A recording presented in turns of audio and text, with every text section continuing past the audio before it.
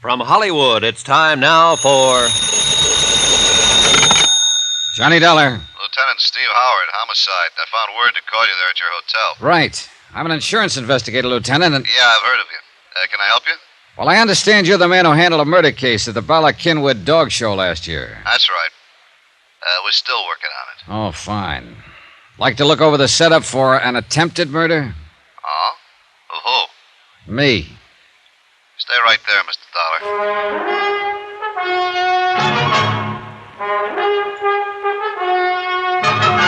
Tonight and every weekday night, Bob Bailey in the transcribed adventures of the man with the action-packed expense account, America's fabulous freelance insurance investigator. Yours truly, Johnny Dollar.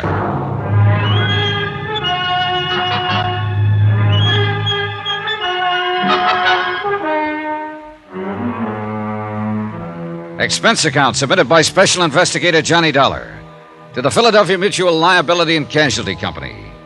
Following is an accounting of expenditures incurred during my investigation of the Laird Douglas of Heatherscote matter. And at this point, that name is no joke. Expense account item 3, 70 cents cab fare from the office of Harry Branson to my hotel. It was at Harry's office that I got the craziest assignment I'd ever taken. Bodyguard to Laird Douglas of Heatherscote, who turned out to be a dog. And I mean that literally. A purebred Scottish terrier who rated high enough in dogdom for somebody to make a couple of attempts on his life. Right now, it looked like somebody wanted me to be next. What's all this talk about an attempt on your life? Here, Lieutenant. Take a look at this handbag of mine. Huh? Wait, don't touch it. Huh? I left it here on this little luggage stand about an hour ago, right after I checked in. Only before I left it, I opened it and took out my gun. So? So when I got back, just before I called you, I found the bag as you see it now, locked again. Oh, now look here, Mr. Yeah, Dollar. I know. But if a chambermaid had been in here, there would have been other signs. You know, bed turned down, fresh towels in the bath, things like that. Boy, you're a suspicious man. You sure you didn't lock it yourself after taking your gun I'm out? sure. Anyhow, instead of opening it, I started to pick it up to put it on the bed to unpack. Here now, you lift it. Why? Because it weighs close to 25 pounds, and that's too much for nothing but an extra suit, a few shirts and shorts, some handkerchiefs and the like. You check with the desk? No callers that they know about. Well, let me see. Yeah, that is pretty heavy. And it doesn't tick. Now, look here. Yeah? Do you see where somebody on the fire escape used a pry bar to shove this window open? Oh, yeah. And those marks are fresh. Very fresh. Operator, get me Central Police. Expense account item 4. Check for $29.50 to the nearest Bond clothing store for one pair of trousers to replace those torn by Laird Douglas of what's-his-name when I'd first met him in Harry's office. Item 5, phone call to Mrs. Peter Malcolm Kelly Van Pyton. Well, don't you worry, Mr. Dollar. If you're delayed, you're delayed, and we'll just expect you here at the Maples when you get here. Your suite is all ready and waiting for you. I'll be there as soon as I can. Oh, I do hope you've had a suit made to replace those trousers little Laird Douglas tore. Why don't you have a couple of suits made and just charge them to me? Thanks. Maybe I'll get around to that. Goodbye, Mrs. Van Pyton.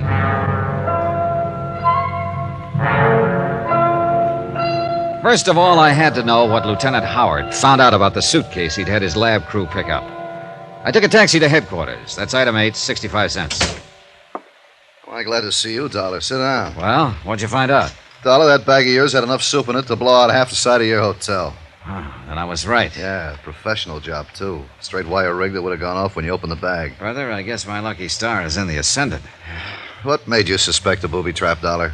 Last year and a few days ago, somebody tried to poison a dog. Well do I know. Laird Douglas of Heatherscote, Blue Ribbon Scotty, belonging to Mrs. Peter Malcolm Kelly Van Pyton, yeah. Right. Apparently, the whole reason for it was to keep the pooch from winning the best of show at the annual dog festival, or whatever you want to call it, out at Bala-Kinwood. So I've heard. I think it was more than that. Oh, wait a minute. Now, don't tell me you subscribe to the idea that if the dog were to die, Mrs. Kelly Van Pyton would probably kick off, too. No question about it. Okay.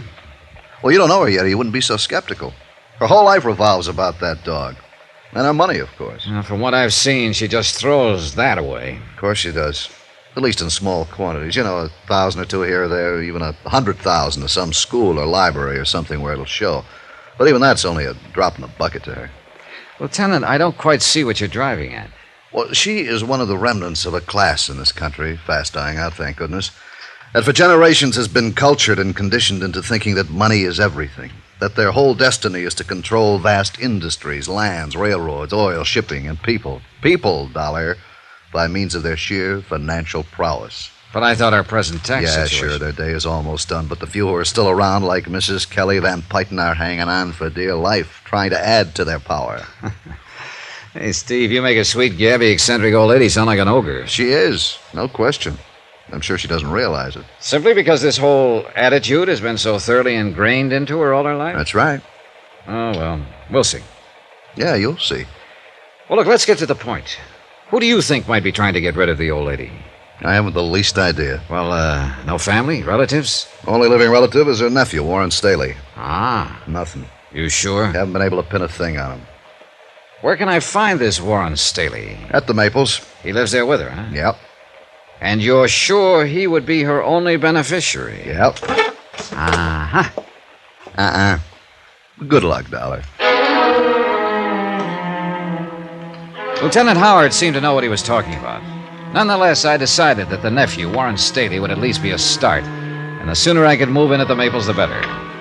Item 9, 780 cab fares back to my hotel and out to the Maples in the suburb of Germantown. When I first saw the place, I could hardly believe my eyes. It looked like a regular castle perched atop a small hill. Even the gatehouse, nearly half a mile from the mansion, was big enough to house several families. But the mansion itself, wow. A rather stuffy-looking butler, after practically climbing up my family tree, escorted me to the reading room. Mrs. Kelly Van Pyton, and guess who? Whoops! Oh, easy now, Doug. Oh, Mr. Dollar, I'm so glad you're here.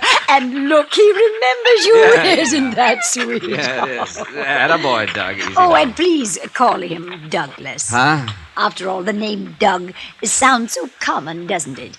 Oh, you really think he cares, Mrs. Van Pyton? Oh, you're joking, aren't you? Yeah. Mr. Branson said you had quite a sense of humor. Down, boy. Now, did Hastings show you to your suite? The butler? No, but he took my things. Then I'll show you. I'm sure you'll love it and be quite comfortable. This way, please. Yes. You coming, Doug? Douglas? Yeah. Attaboy. Do you see how happy he is having you here? I am too, Mr. Dollar. Now we just... Oh, Warren, darling. Huh? Hello, Santa. Mr. Dollar, this is my little nevy, Warren Staley.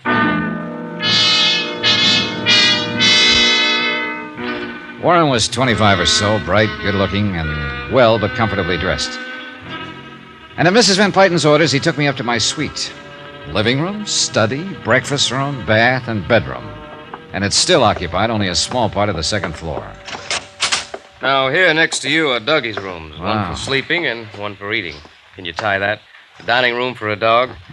And through that door is Mademoiselle Poirot, his governess. She feeds and bathes them. And that's a full-time job? Oh, sure. Most pampered dog in the country. Brother, I'll go with you on that. No doubt Tonto will ask you to keep this connecting door open at night. Hey, sit down a minute, Warren. I'd like to talk to you. Sure. I hope you're impressed by all this. Are you kidding? And Tonto will love you dearly. Say, would you like a drink? There's a cellarette here for your convenience. Holy. Sure, scotch and soda. Good. Rather foolish, though, isn't it? All of it? What do you mean? Oh, it's such nonsense to keep up in a state like this just to keep face, so to speak. Well, she can afford it, can't she? Are you kidding? You sound as though you don't enjoy this life of luxury. Yeah, here's your drink. Enforced luxury to keep up the honor of the family. And I resent it. Oh? Without ever having to lift a finger, do an honest day's work. When she's gone, I'll be one of the wealthiest men in the country. That's bad, huh? Do you think it's strange that a fellow would like to stand on his own feet for a change, make something of himself, by himself? Well, why not just pack up and leave? You don't know Tonto. No, I guess I don't. Oh, it's really more than that. I'm the only member of this family left, aside from Tonto. So I understand. I'm the only one left to carry on the Van Pyton empire. Drink up. Wait a minute. Branson used that term, too. Yes, empire. Not only enough security to sink a battleship, but controlling rights in steel, utilities, and most important of all, Eastmoreland oil. I see. And what's most important about that is that I'll survive to keep control of Eastmoreland from Kenworthy. Harrison R. Kenworthy. Yeah? There's been a battle over East Moorland oil for generations between the Van Pytons and the Kenworthys. Say, tell me, does Kenworthy have any heirs? One, his son, Ronald. I see. What sort of a fellow was he? Good friend of mine. We waste a lot of our time together. Oh, drink up, Mr. Dollar. I'm ready for another, and you haven't even touched yours. Yeah, well, listen. I'm going to lay some cards on the table. Shoot. Somebody's been trying to get at Laird Douglas, the dog, presumably as a way of getting at your aunt. It's true. If anything would have happened to little Dougie... Okay. I'll take your word for it. Now, because of the intense rivalry between your aunt and Kenworthy, or rather between Laird Douglas and his pup, Lady O'Diddy's Mimi, or whatever her name is, anyway, Kenworthy should be number one suspect. When you know him, you'll cross him off your list. So Lieutenant Howard has told me. But, go on. All right. As sole beneficiary of the Van Pyton Empire, as you call it, you come in as fast number 2 on the list. I can understand that. But unless everything you've told me is a fancy fairy tale to throw me off, then... Everything I've told you is true, Mr. Dollar. Hey, what's the matter with you? Nothing. Go on. Okay. And mind you, Warren, I'm not forgetting for a minute that there's been a couple of murders involved in this whole screwy business, plus an attempt on my own life. Attempt on your... Dollar? Hey, what gives you... Are you plastering on a little over one drink? No, listen to me. I know. Now I know, and I can tell you, Dollar. Tell me what? The answer, the whole thing. Dollar! Warren, what's the matter with you? I can't breathe. Hey, Warren. Drink. Meant for you. Don't touch...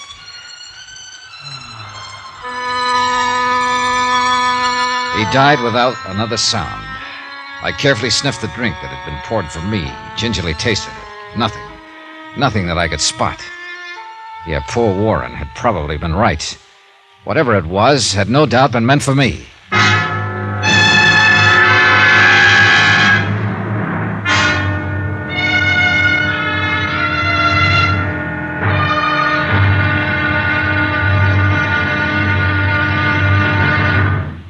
Now, here's our star to tell you about tomorrow's intriguing episode of this week's story. Tomorrow, things and people finally begin to line up on the case.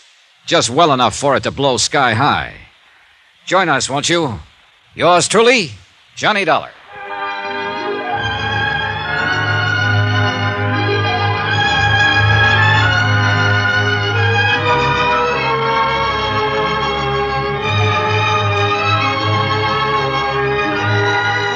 Yours truly, Johnny Dollar, starring Bob Bailey, is transcribed in Hollywood. It is produced and directed by Jack Johnstone, who also wrote tonight's story. Be sure to join us tomorrow night, same time and station, for the next exciting episode of Yours truly, Johnny Dollar. Roy Rowan speaking.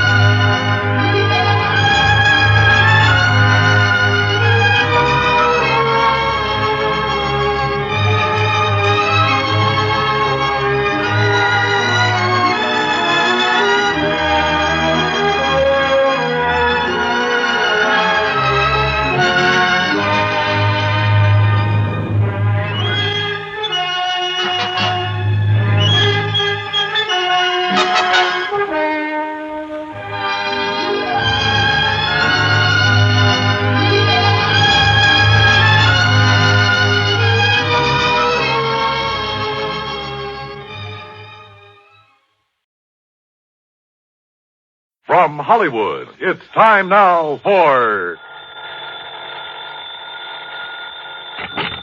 Johnny Dollar. Dollar, this is Fred Starkey. Starkey?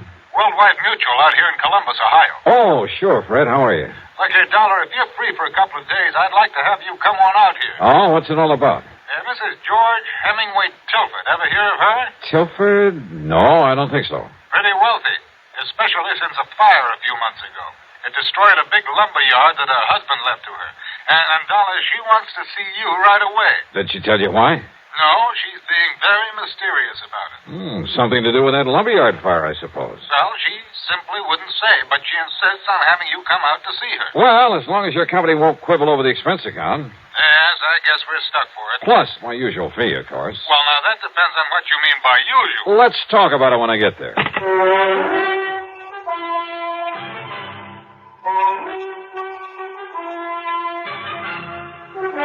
CBS Radio brings you Bob Bailey in the exciting adventures of the man with the action-packed expense account. America's fabulous freelance insurance investigator. Yours truly, Johnny Dollar.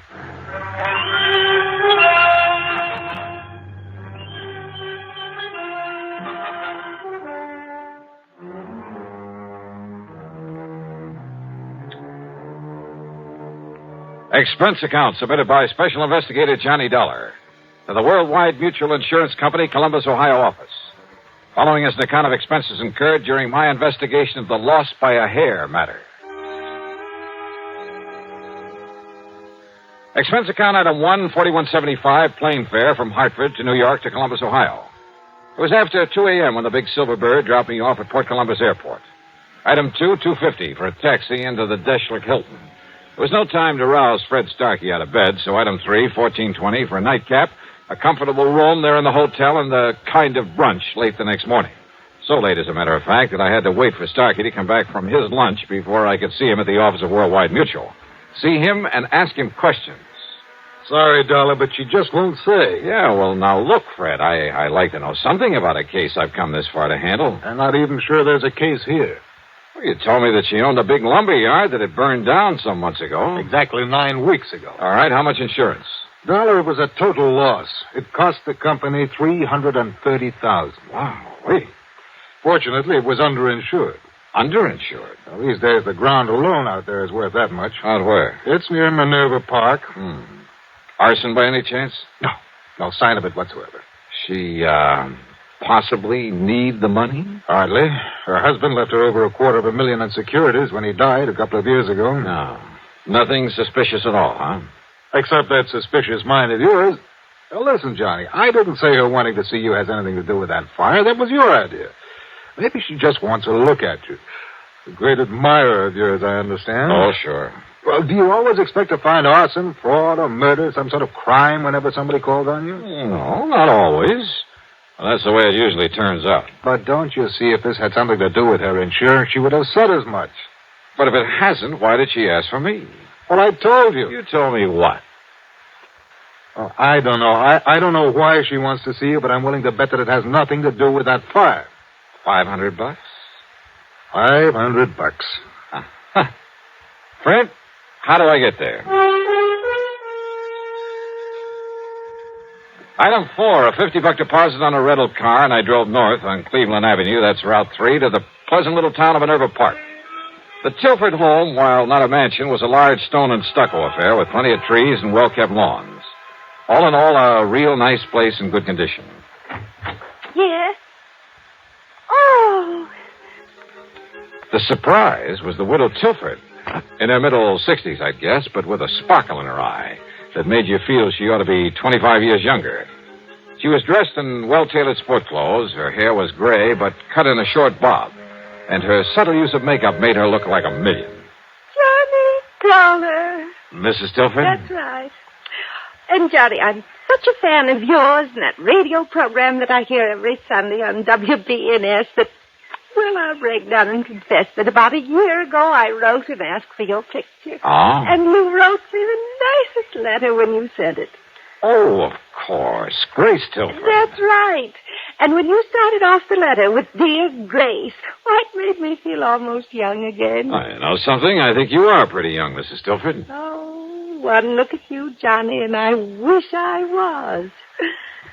But with this old heart of mine hitting on only about one cylinder... Come in. Yeah, sure. And now listen. We're going to bypass the living room and sneak into the library. Sneak in? Yes. So that we can talk alone for a little while. You see, your 3 suspects are there in the living room. You see? Just, what do you mean by suspects? Right in here, Johnny, and they won't disturb us. Okay. Now, sit down and be comfortable. Thanks.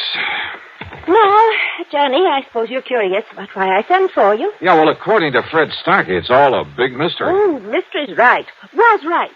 But, Johnny, I've solved it. Oh? Yes. The mystery of why my lumberyard burned down a few weeks ago. You mean it was set? That's exactly what I mean. I had no proof in the beginning, no reason to think it was set, but I have now. By whom, Mrs. Tilford? Oh, I wish you'd call me Grace, Johnny, just to flatter me a bit. Okay, sure. But who set the fire? All right. You said 3 suspects out there in the living room. That's right. Would you like to go in and meet them? And then pick out the one it is?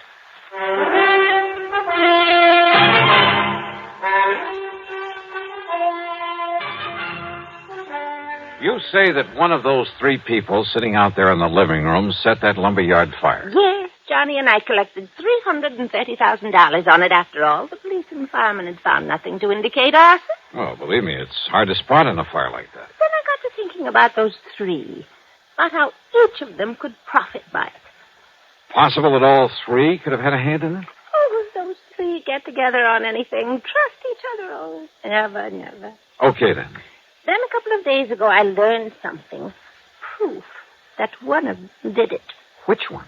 Well, if I know you, you're clever enough to find out. But if you already know, and suppose the one who did it knows that you know. Oh, not a chance. Oh, at least I don't think there is. And at least none of them has made any move against But me. if one of them... you better tell me which one. Well, now, Johnny, do you ever tell who's the guilty one on your radio program right at the beginning? Oh, now, let's face it, this is a little bit different. If you're holding out just for the sake of a big dramatic climax. Oh, well, yes and no. Oh, come on. Now, listen, Miss Telford. Grace. All right, Grace. But now, please, listen to me. You listen, Johnny. I said I have proof, but I have to be absolutely sure. And there's where you can not only help me, but you'll know exactly how to proceed, how to take him in, or her, without danger to the rest of us. Listen, will you? If the guilty one knows that you know, you might be in pretty serious danger. Even with you around? Yes, even with me around. Well, I'm simply not going to tell you until you've met them and drawn your own conclusions. Okay, then let's get in it. All right. The middle-aged man is Harry W. Shelder, my husband's business manager before he passed on. He's not only very clever, but his sole interest in life is in money. I see. He did very well for my husband, but I've always felt he was really looking out for himself. But why set off the lumberyard? Because replaced by homes and stores and supermarkets, it could be worth millions, he said. Ah, and you refused to do that. Yes. The lumber company had been in our family for generations. Gave me all the money I could want, so I wouldn't change it. But if it just happened to burn to the ground. Exactly. All of my objections would be wiped out. Uh-huh. Then if he's the Now, one... Wait, Johnny. Then there's Michael Tilford. Well, the younger man I noticed in there. Our adopted son. After college, business college, he tried to make his way, but not very successfully. Actually, he's been living on our bounty the past few years. A ne'er-do-well, Grace? Oh, well, he's not very good at anything. His ideas for that property aren't so ambitious as Harry Shelder's, but he's wanted me to sell it out to one of the development companies. And why? Because my husband's will provided that in the event of my death, he'd get half the income from it. I see. Mm-hmm. So he was bitterly opposed to my keeping it as a lumberyard. Well, motive for one, motive for two. And who's the third? The girl I saw in there. Nancy Willard, my niece. Ever since her parents died, quite penniless, by the way, we've taken care of her. It's simply out of pity, Johnny, not love.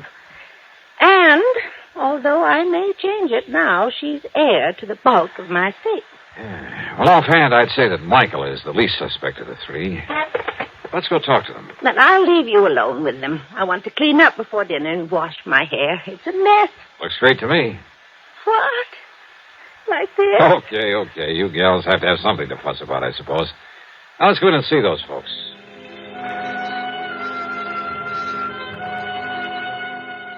Under the circumstances, there was nothing I could do but play along with her little game, her dramatic little mystery matter. But not for too long. On the excuse she had to go up and wash her hair, she left me with them there in the living room. And what a trio. As I've told you half a dozen times now, Dollar, Mrs. Tilford hasn't long to live. According to her doctor, not more than 5 or 6 years at the most. Don't you see what I mean? Maybe, Mr. Shelter. Go on. As long as she's alive and lets me handle things, she can make millions with that property. And you? Well, of course, I get a percentage of the capital gains I achieve for her. And I say those fancy plans of yours are too much of a gamble, Harry. Just wait, I Michael. say play it safe. Let somebody else take the risk. That's all. Then all we have to do is... all Mother has to do is sit by and share in the profit. A small share instead of all the profit. With you running things, I'd want a pretty good accounting, Harry. You think you could handle a project like I have in mind? One like I have in mind. Nothing to it. I wouldn't trust your judgment or you, as a matter of fact. Oh, now stop it, kids. What kind of people will Johnny Dollar think we are? Sorry, Johnny. Oh, I find this all very interesting, Nancy. Don't you see, Dollar? Listen to me. No, you listen, Michael. Every time we get together this way, it's the same old thing. I've said it before and I say it again. Let Auntie Grace handle things her own way. Of course, you're well provided for without even having to lift a finger. That's right, Harry. I'm not one of the hired help. Nancy, I resent that. But she does have a point there. Sure, so go ahead and resent, but... Oh, now look, it's cocktail time, so let's have Haskell bring in the drinks and talk about other things, or just get quietly loaded. Haskell, this is Haskell. There's no reason why one of us can't bring... Don't bother, Harry. Yes, you called to me, miss? Bring in the portable bar and plenty of ice cubes. Yes, Mum, I'll be after getting it for you right away. Where's my aunt? About to get under the hairdryer last time I was up the stairs. Tell her to come down and join us. Yes, Mum, that'll work. And while we're waiting, let's try to be civil to each other. To say I didn't particularly like these three would be an understatement. And I could picture any one of them having set that fire. For the next few minutes, they simply sat and glared at each other until we heard Mrs. Haskell come running clumsily down the stairs. Miss Nancy, Mr. Shelter, Mr. Michael. Haskell, I thought you were going to bring... Haskell, what's the matter? It's Mrs. Tilford up there in her room. Well? She's dead.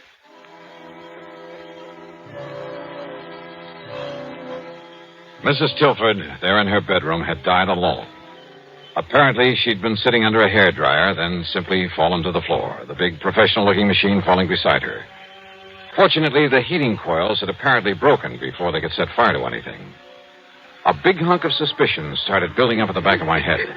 But then Dr. Taylor came and pronounced it death from a heart attack.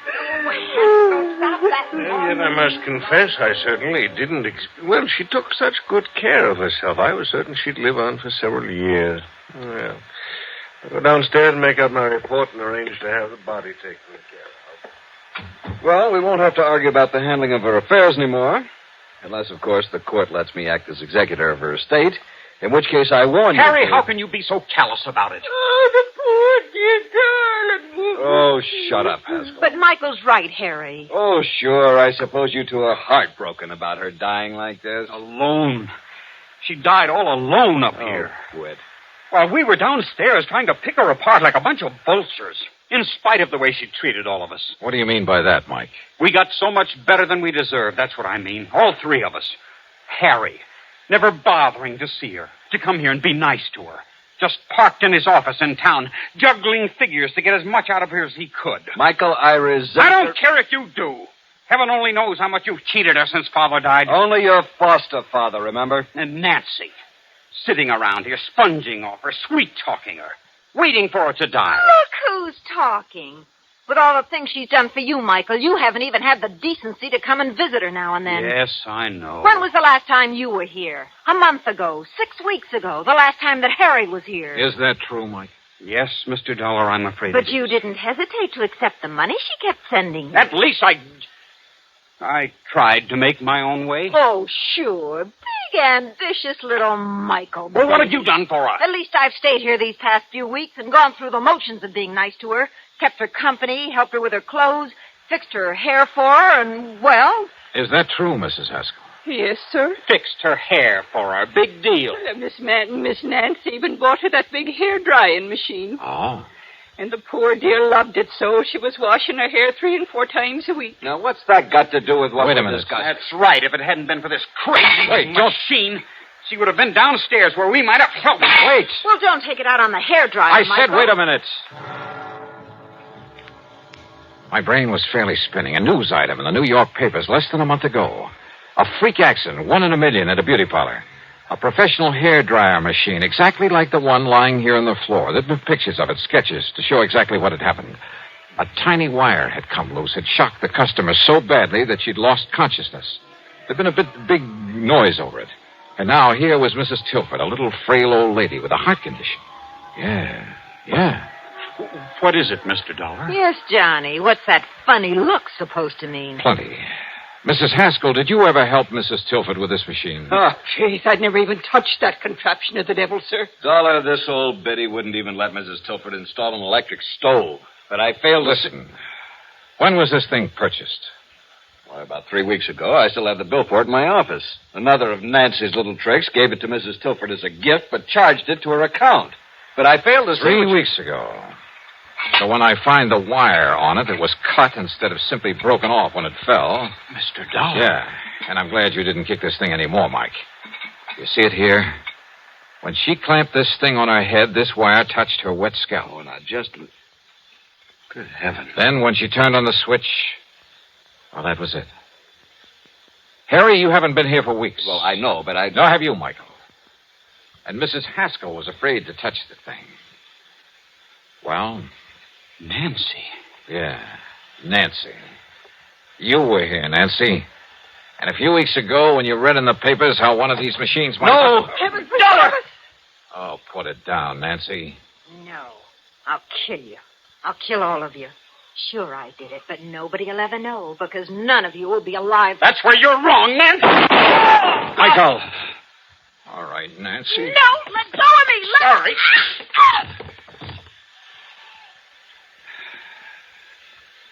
Learned a little lesson in clean living from this, Harry? Yes, Dollar. I'll call the police.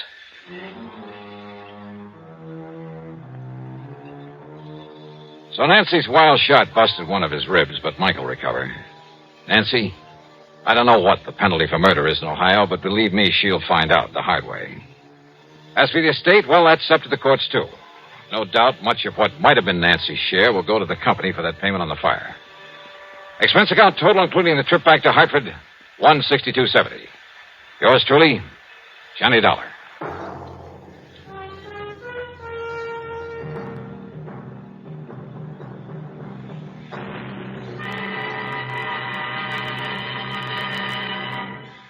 Our star to tell you about next week's story. Next week, a night in Paris that brings me fun, romance, and a quick brush with that old character known as Death.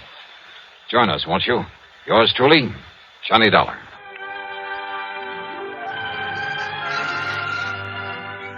Yours truly, Johnny Dollar, starring Bob Bailey, originates in Hollywood and is written, produced, and directed by Jack Johnstone.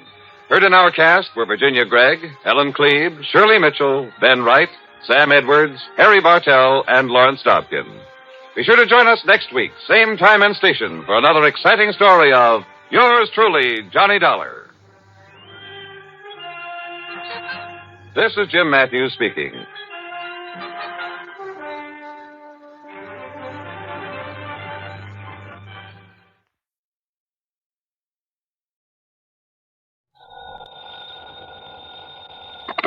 Johnny Dollar. At McCracken, Johnny, Universal Adjustment Bureau. Well, dear Santa Claus. Huh? All I want for Christmas is $1 million, a new convertible, a bevy of beautiful blondes, 2 redheads. Glad you're talking to Santa Claus instead of me. What's your problem, Pat? Plain old-fashioned greed. Greed? Plus a no-good Samaritan. You want to go to work on it? What's the fee look like on this one? I can always use a few extra bucks this time of year. As who can't. But you know something? What's that? When you find out what this is all about, Johnny, well, believe it or not, even you may suddenly decide to make like one of Santa's helpers. Oh, now, wait a minute. If that means no fee. Come on over. Let's talk about it, huh? Yeah, I think I'd better.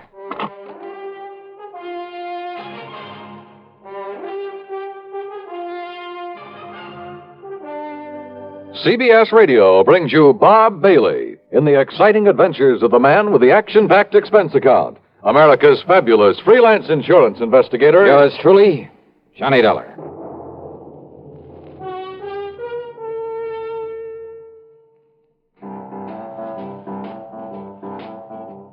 Talk about best-selling records.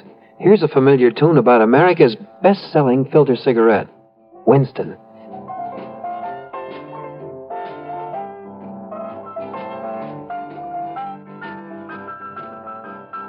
Do-do, do-do, do-do-do, do-do-do. Winston gives you real flavor, full, rich tobacco flavor. And you know, that's because only Winston has filter blend up front. Choice, flavorful tobaccos, specially selected and specially processed for filter smoking. No wonder Winston tastes good. Like a cigarette should. Smoke Winston. And now, Act One of yours truly, Johnny Dollar.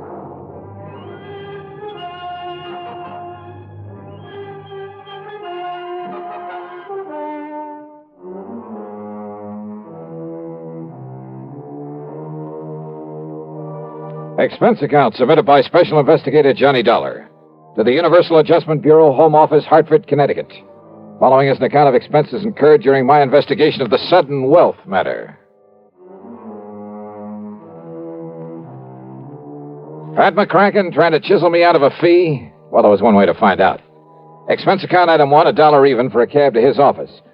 On second thought, just in case, let's call it $1.50. When I got there, Pat got straight to the point. Johnny, as you know, we adjust insurance claims, do a lot of other services for a lot of small companies. So? Well, a good many of them cater to the farming communities. Not only home and property insurance, but they push endowment, the retirement type of policies. Companies like, Amalgamated Life, Trinity Mutual, New Britain Mutual, and so on. I think I've worked for all of them. Well, then you know the sort of clientele they cater to. So what's happened? 2 years ago, out in South Dakota, in a big agricultural area. Just a few days before Christmas? Wow. Now listen, Pat, huh? We suddenly got notice that a lot of people in a town near Sioux Falls were cashing in their insurance. Well, then a little over a year ago, the same thing happened in a farming section near Fayetteville, Tennessee. And about 6 months ago at a small town near Macon, Georgia. And these people are not only cashing in their policies, but they were borrowing on their land, hawking their furniture, raising cash any way they possibly could. For what purpose? To invest in the stock market. Oh, well, maybe you can't blame them. Johnny. Own a few shares myself, some AT&T, Sure. GE, some Union Carbide. Yeah, but you buy those blue chips, and through a legitimate broker. Well, doesn't everybody? Not these people. They were handing their dough over to some guy who moved into town and promised to double any money they gave him inside of 3 weeks. Oh, no. That old racket? That old racket. They'd give him $100 to invest for them, and 3 weeks later he'd return them $200? Yes. And when the word got around, everybody in town would start handing him his life savings? Yes. And out of the money coming in, he'd pay off the early suckers. Pay them 2 for 1. So they and all the rest of the pigeons would keep handing him more and more. And then, of course... Oh, sure. As soon as he got a really big bundle in his hands, he'd disappear. Exactly. Oh, brother. One of the oldest, dirtiest, meanest rackets in the world. And the poor, greedy people are still falling for it and getting burned. And the authorities haven't been able to catch up with this guy. By the time they have, he's been gone. And now, the latest series of policy cancellations started coming in only a few weeks ago from a town called Enterprise, New Jersey. Well, then, Pat, there may be time to nab him. I hope so. But why aren't the local authorities doing something about it? The man is still paying off, Johnny. You know, the early investors. You can't nab him for that. Oh, well, what he's really doing, though, is setting up the later suckers for a big killing. Of course. But isn't anybody wise to what he's up to? Who knows? Maybe there are a few who were smart enough to get in at the beginning during the big build-up. Yeah, but they'll get their money back. Why, sure, doubled. But then, when he gets enough new money... Well, aren't the police wise to him? Suppose they are, Johnny. What can they do so long as he keeps paying off as promised? Oh, brother. Of all the dirty, rotten... Well, you want to go look? I sure do, Pat. And you can pay my expense account, but that's all. You know, on account of Christmas or something. I kind of thought you'd feel that way about it. Yeah. I'll be in touch.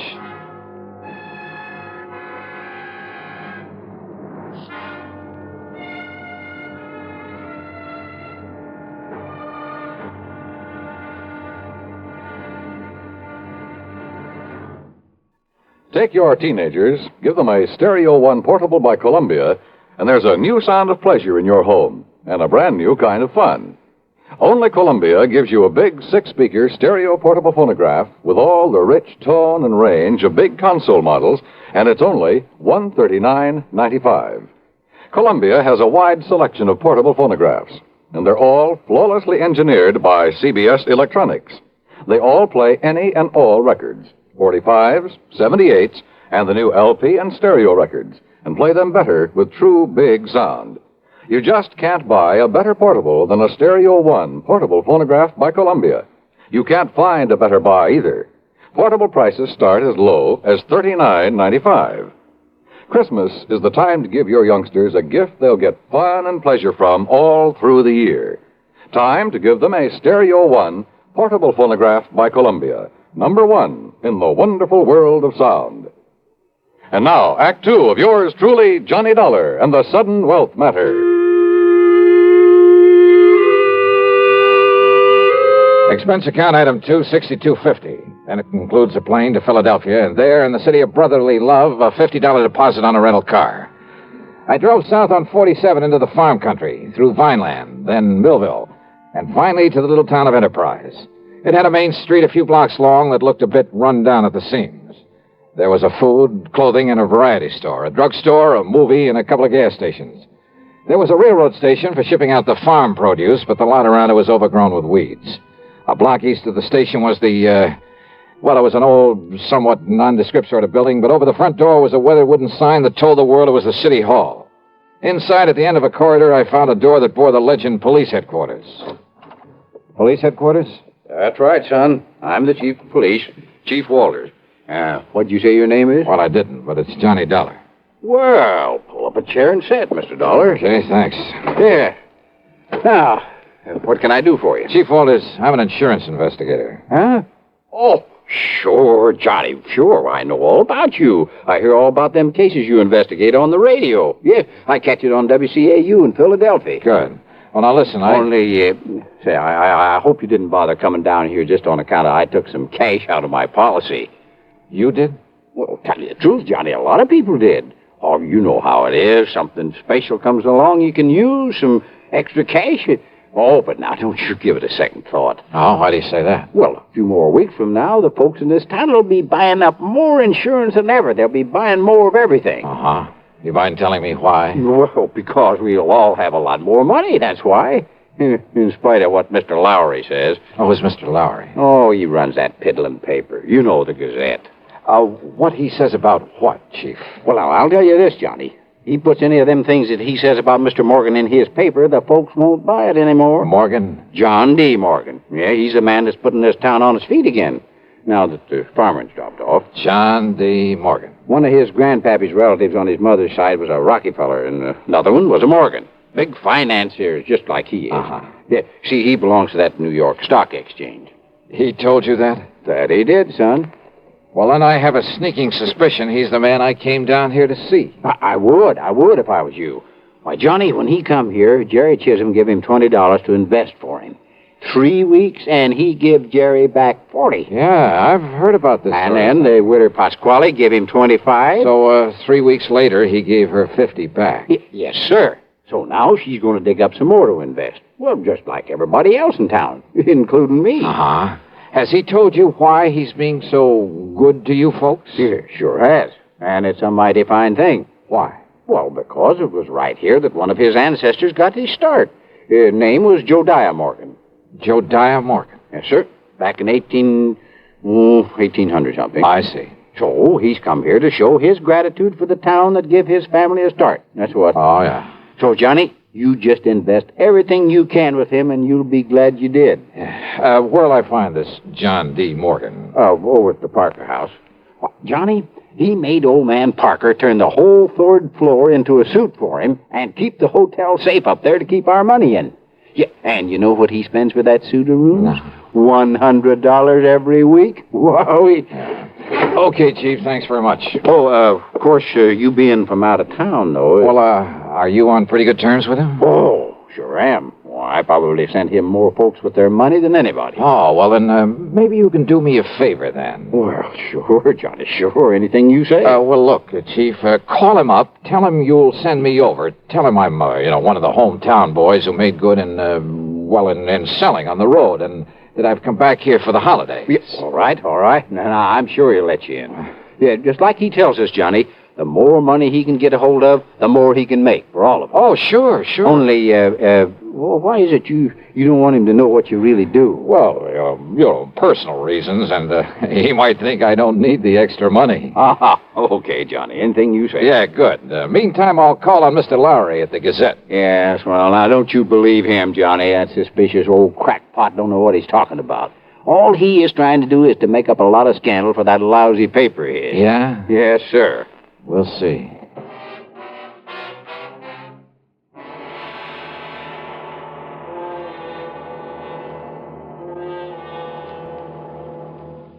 Act 3 of yours truly, Johnny Dollar, in a moment. Meet star Stuart Irwin. Nothing's worse for an actor than a nasty cold. To feel better quickly, I take wonderful 4-way cold tablets, the fast way to relieve cold distress. Right. Tests of all the leading cold tablets proved 4-way fastest acting. 4-way starts in minutes to relieve muscular pains, headache, reduce fever, calm upset stomach, also overcomes irregularity. Take my advice.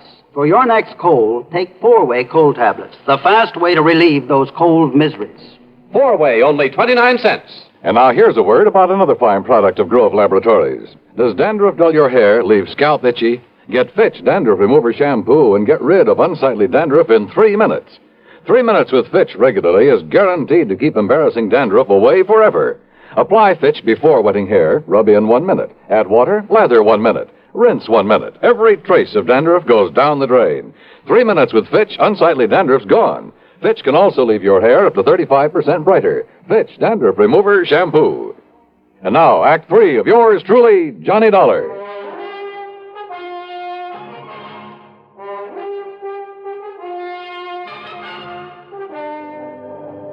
Believe me, I've tried to pound some sense into their heads, Mr. Dollar, but they won't listen to me.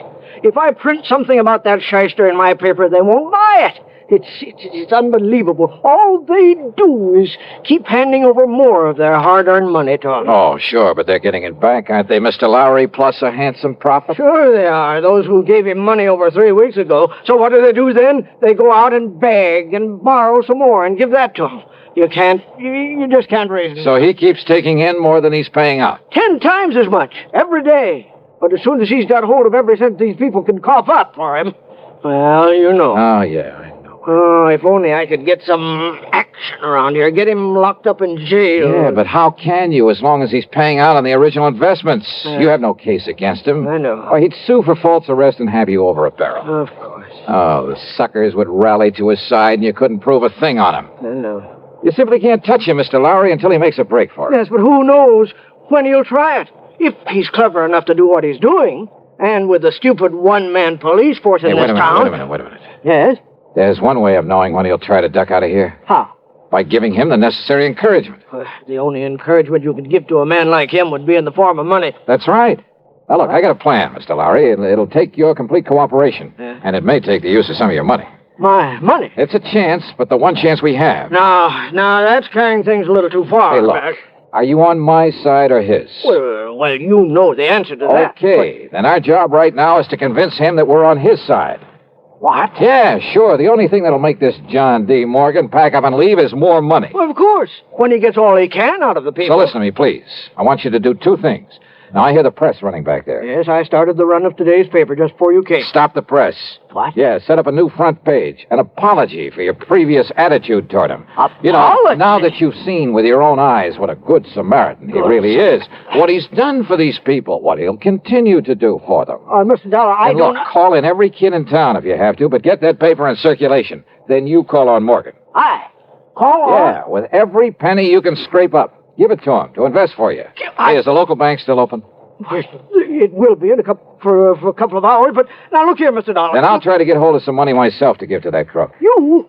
Well, Dollar, don't you see Do you think he'll hang around once he's got his hands on a real bundle? Hey, don't you understand, Mr. Lowry? Well? Why, Yes, of course. Sure. It's the only way to make him try to leave town with it. Yes, it's a chance, though, Mr. Dollar. Have you got a better idea?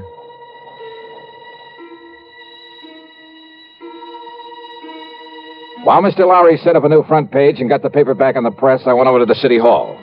Under protest, Chief Walters went through the old town records. And when he found no record of any Josiah Morgan, he kind of changed his mind about John D. Then I spent item 3, $1.50 for a call to the Securities and Exchange Commission in New York. They'd never even heard of our shyster friend. Chief Walters' protest then was because I wouldn't let him go straight to the hotel and slap the cuffs on John D. Morgan. And he is a crook. Lowry over at the Gazette was right. Well, sure, of course he was. But look, if you try to arrest Morgan now, you'll only make trouble for yourself. Until we get proof, we have... Bang that dirty crooked.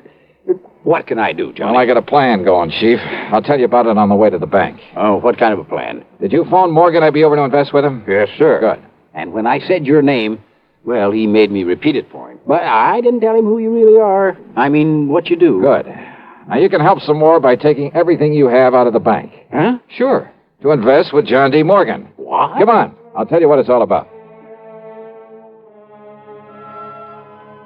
At the bank, I laid the whole thing out to the president, a dignified old man by the name of Peterson. He, too, agreed to cooperate. Item 4, then 2.25 for a call to Pat McCracken back in Hartford. $10,000? Yeah, wire it to my account right here at this bank. Now, Pat, immediately. And you're going to hand it over to that crook? That's right. Well, Johnny, if something goes wrong, if he gets It's away... a chance we gotta take, Pat. Well? Okay, Johnny, whatever you say. Attaboy. Now, Mr. Peterson. Mr. Dollar, my own wife has just gone to see Morgan with $5,000 for him. Oh? And if that doesn't, well, I guess flush him out is Yeah, concerned. good. And yet, I wonder. Yes. Well, I just hope we aren't overdoing this thing now. Enough to make him smell a rat, I mean. No, of course not, Johnny. Ain't you seen the Afternoon Gazette? Precisely. With the paper now supporting instead of fighting him, more people than ever have gone there to give him money. Yeah, but if he does get suspicious, I think I'd better go over there and see him. Whatever you say. But until Pat wires me that $10,000... Oh, here, Mr. Dollar. Here's $1,000 in cash. Huh? From my own personal account. And if you need more... No, thanks. But this ought to be enough to convince him I'm sold on him. Hope I'm not too late. Not unless he were to find out who you really are. Come on, Chief, let's... Hey. Yes, Mr. Dollar? How does Morgan get around? Johnny, you mean you ain't seen that beautiful limousine, that brand new... Where does he keep it? He rents the garage back of Miss Goodwin's house on Wood Street, a couple of blocks west of the hotel. Okay, Chief, then I'll meet you at Morgan's hotel room. Okay, Johnny. And don't, for heaven's sake, tip him off about this. I'll go along with the chief. Yeah, do that. I found the Goodwin house on Wood Street. I found the garage and back. But there were no keys in the limousine inside of it. And rather than lose time breaking open the trunk, possibly to find nothing, well, I remembered an old trick I'd used once before. Then over to the hotel and up to the 3rd floor. But instead of John D. Morgan, I found half the population of Enterprise milling around in it. I had to force my way through to where Chief Walters and the banker, Mr. Peterson, were standing in front of an old-fashioned open safe. Too late, Mr. Dollar. We got here too late. What? Don't you see, Johnny? He skipped. He's already skipped out on us. Must have got wise to you. I had the chief order Mr. Parker to open the safe and look. Look at what everybody who came in here thought were bundles of money. Their money in it. Wads of paper with bills on the outside to make them look Dollar, listen to me. Yeah, Mr. Lowry. These people feel that you were responsible for this. Me? And after making me give my last penny to him a while ago, Dollar, I can't help wondering myself. Oh, now look, use your head. Listen to me, listen. All right, I'm listening. Well, doesn't anybody know where he went? He must have went out the window in the back room when he seen me and Mr. Peterson coming. The back window, huh? Okay.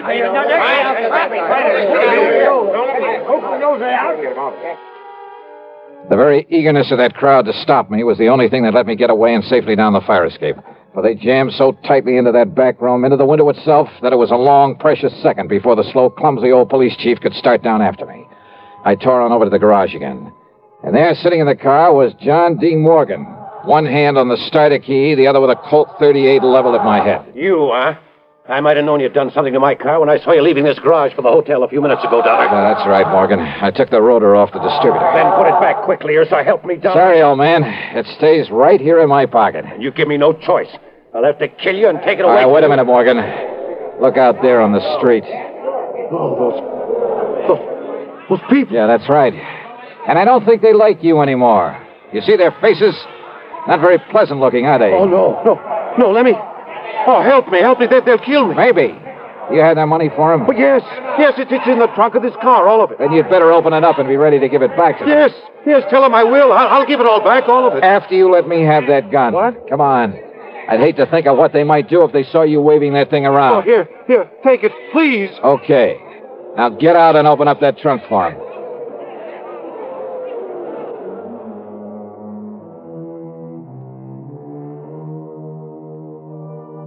That mob, slowly, menacingly moving in on us, was something I won't forget for a long, long time.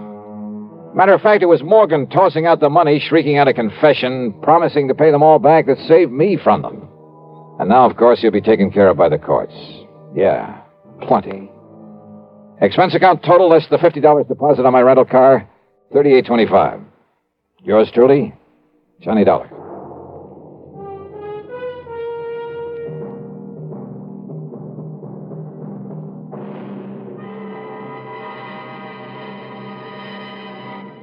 Our star will return in just a moment. How's your Christmas shopping coming? Not leaving everything for the last minute, we hope. Remember, as a practical gift-hunting matter, the best selections usually go to the earliest shoppers. Another thing, last-minute men compete with the biggest crowds in the stores and streets and face greater accident danger. CBS Radio suggests shop early and safely for a healthy, happy holiday season. And here's a suggestion for Christmas buying that's really giving the best. Almost Christmas, no time to lose. Lots and lots of gifts to choose. Give him, Give her a gift set by Yardley. For her, an array of all new Yardley gifts, $1.50 to $13.50. A Yardley Red Roses Spray Mist and Soap Set, $3.50. All prices plus tax. Yardley. Give him, Give her a gift set by Yardley. Now, here is our star to tell you about next week's story. Next week, the strangest disappearance I've ever been called on to investigate. Join us, won't you? Yours truly, Johnny Dollar. Yours truly, Johnny Dollar, starring Bob Bailey, originates in Hollywood and is written, produced, and directed by Jack Johnstone. Heard in our cast were Lawrence Dobkin, Forrest Lewis, Junius Matthews, Edgar Barrier, and Russell Thorson. Be sure to join us next week, same time and station, for another exciting story of yours truly, Johnny Dollar. This is Dan Cubberly speaking. Time once again for another tale of suspense as this popular weekly drama follows on the CBS Radio Network.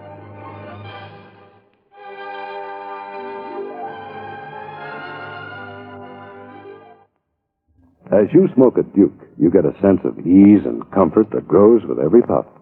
Because new king-size Duke is king-size in the filter, where it matters most. According to figures from the National Safety Council, 4,400 youngsters under 15 were killed last year in traffic accidents. Your first reaction will probably be that these accidents were the driver's fault. In many cases, you would be absolutely right. But the drivers are not the only ones to blame for this needless toll. Parents, too, have a great responsibility to see that their children don't get into situations that could result in tragedy. Parents have perhaps the greatest responsibility and the greatest loss when they don't live up to those responsibilities. Do you, as a parent, know precisely where your child is at this very moment? Is he fully aware of the dangers of playing near traffic? Is he of school age? And do you know the route he takes to school? Is it the safest route? When you walk with him, do you yourself use the same safety rules you hope he follows when you're not around? These are important questions. Ask yourself. Radio 59 WROW, first on the dial.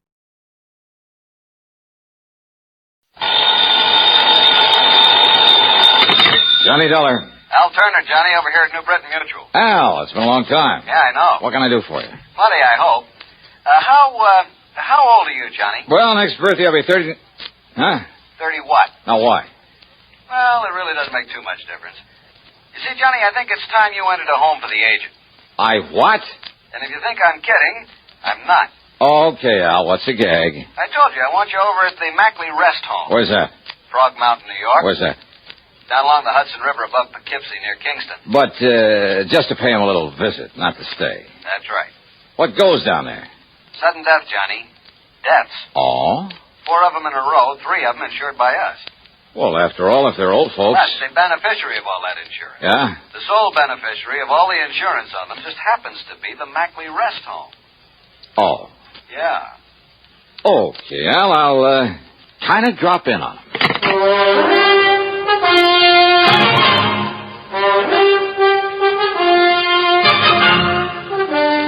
CBS Radio brings you Bob Bailey in the exciting adventures of the man with the action-packed expense account, America's fabulous freelance insurance investigator. Yours truly, Johnny Dollar.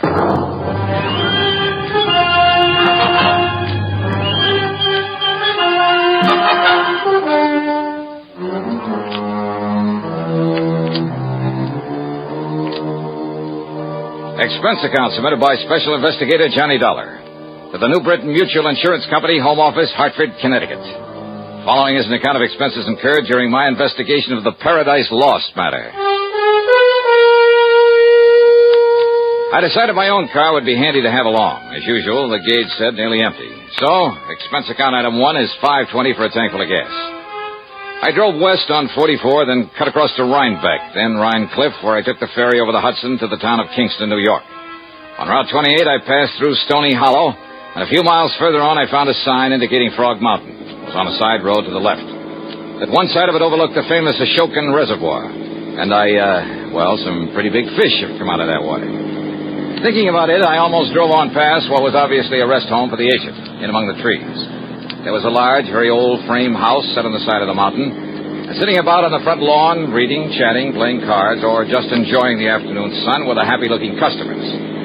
As I stopped the car, a pleasant-looking middle-aged man walked over to me, smiled, and said, How do you do, young man? How do you do? Oh, how do you do? My name is Johnny Dollar. A pleasure to meet you, Mr. Dollar.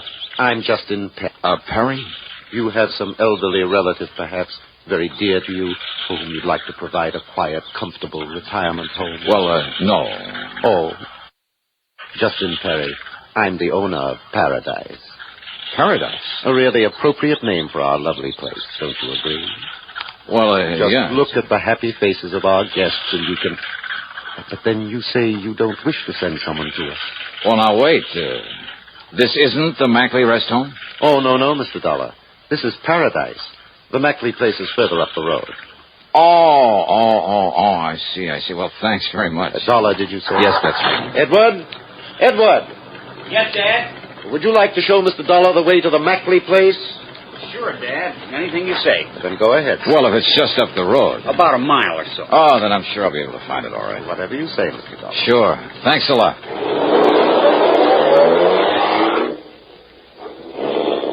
A very nice spot. And some of the folks on the lawn waved cheerily as I drove on back up the road toward the mountain. I wondered if the Mackley place would be the same. It wasn't. At least, well, it was brand new, a modern ranch type of thing, built on a single level. A lot of native stone and glass, all very pretty and smart and practical, but lacking in warmth. The guests, the residents, though well-dressed and apparently wealthy, were sitting by themselves for the most part, reading or just sitting. No one seemed to notice me as I parked my car, then walked in through the door at one side marked office. Yes. Something I can do for you? Mr. Mackley? Yes, that's right. Peter Mackley. And, who are you? My name is Johnny Dollar. Oh, yes, the insurance investigator. How are you? Hiya. Al Turner at the insurance company said you'd be coming along. Won't you sit down? Oh, he did? Yes. Just to be honest about it, I don't see why, though. You don't, huh? Well, now, what do you mean by that, Mr. Dollar? Well, it's quite a layout you have here, Mr. Mackley. Must have set you back a lot of money. Well, that's no secret. But I suppose it's all bought and paid for. No, far from it, Mr. Dollar. It'll be some years before we get our heads above water. Even with the help of 2 or 3 nice, fat insurance legacies? Now, look here, Dollar. Well? If you're referring to the fact that some people happen to die and just happen to leave some insurance to us... Just happen to, huh? Now, what's that mean? Just exactly what you think it does, Mackley. Are you trying to imply that I or anybody else... If the shoe fits where it... Now, if you're saying that you suspect we might have murdered those old Did people... I say that? Well, that's what you meant, isn't it? You've no right coming here accusing me of something like that. Now, look, you... And what's more, you're not the police, and you have no authority around here. So just go on, get out of here. Sorry, but I'm not leaving this place until I find out something more about how those people died. Dollar, you're going to be sorry for this. Is that a threat? You take it any way you like. Well, it may sound a bit corny, Mackley. Just get out But of just here. remember that anything you say now might be used against you. Why, you arrogant soul! And now, Act Two of yours truly, Johnny Dollar, and the Paradise Lost matter.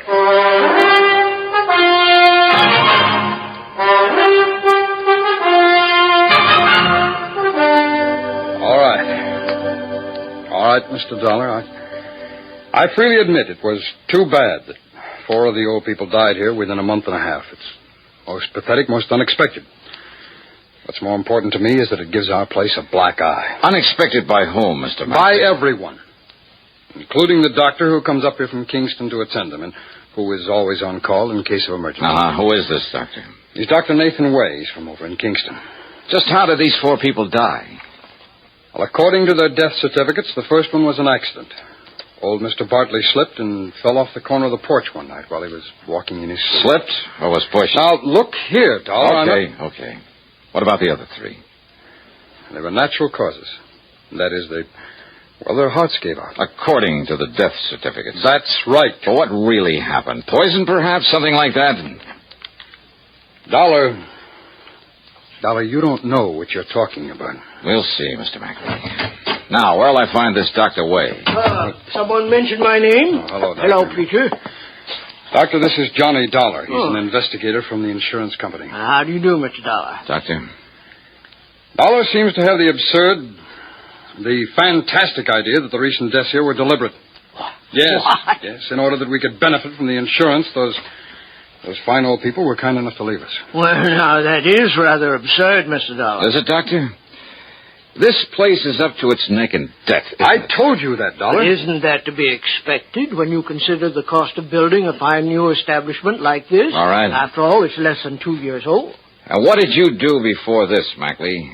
In some business where you could go around making contacts that would assure you plenty of wealthy, gullible customers for this racket? Dollar. Well? Dollar, my wife and I have been in this business of taking care of old people ever since my parents died. That's over 15 years ago. Yeah, where? In Pennsylvania. I can check on that, you know. I know that. Why did you pack up and come here to New York? Tell him, Peter. Well, for one thing, the air, the climate is much better here than it was in the coal region. Yes? And? Tell him, Peter. Well, we had to close down over there. Why? Because our building, our facilities were considered substandard according to some new regulation. And suddenly a lot of your patients started dying off? No, nothing of the sort. Peter is telling you the truth, Mr. Dollar. You investigated, Dr. Way? Well, no, not exactly. I see. But I have talked with many of these fine old people who moved from there to here, and they are intelligent, wealthy people. Wealthy? Yes. Yeah, I'll bet they are. Dollar, will you listen to me? And it was so easy to talk a lot of them into buying a hunk of insurance and making this place the beneficiary. Now, that's not true. Isn't it? Then how come 3 of the 4 people who suddenly died around here? No, it isn't true, Mr. Dollar. It was I who suggested to them, unknown to Peter, that they leave something to this rest home. You? And they thanked me and wondered why they hadn't thought of it before. How many of your people are planning to leave you money, Mackley? I don't know, Dollar. I don't know if any of them are. And what's more, I don't care. My wife and I knew the financial responsibility we were taking on in the beginning. And unless we lose our reputation, our clientele, through more of these unfortunate deaths... Oh, sure, they're bad for business, aren't they? Yes, they are. Exactly, Mr. Dollar. But as long as the insurance money keeps rolling... Dollar, will you stop it? No. Now, Dr. Way. Mr. Dollar, I'm afraid these accusations... Tell me this, Doctor. You issued the death certificates, huh? I did. For all of them. You made autopsies on them all, huh? Well, good heavens, no. Why not? The accident in case of Mr. Bartley was all too obviously an accident. Was it? As for the others, well, after all, they were well along in years. Oh, so you gave them a quick once-over, scribbled down natural causes and let it go at that. And that's why I want those bodies exhumed and autopsies performed. Mr. Dollar. First, though, I'm checking up on you. Well, by all means, do. I want you to. Oh, I will. Meantime, if you like, I'll drive back to Kingston and arrange for the bodies to be made available. Yeah, you do that.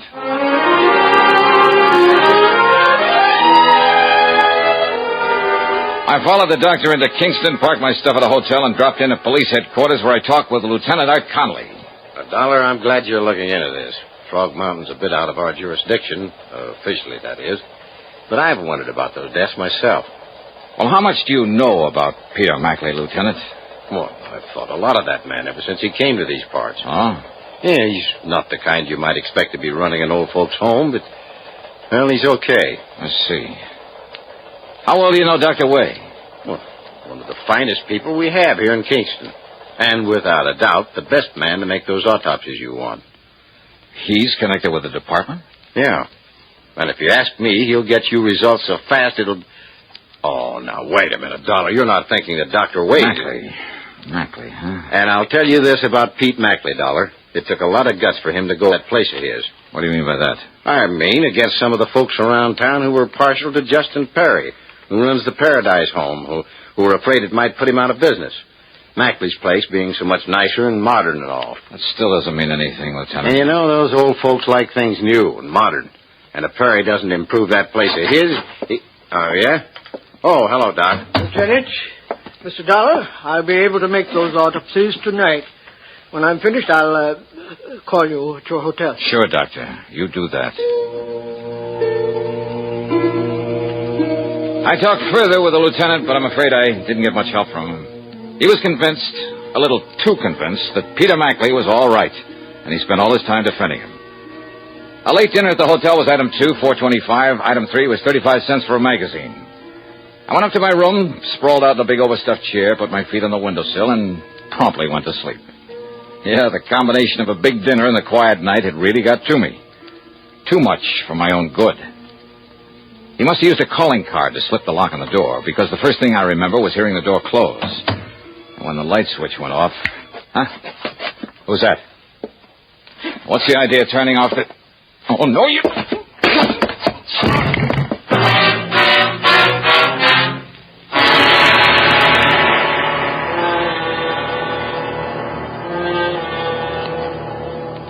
And now, Act 3 of yours truly, Johnny Dollar.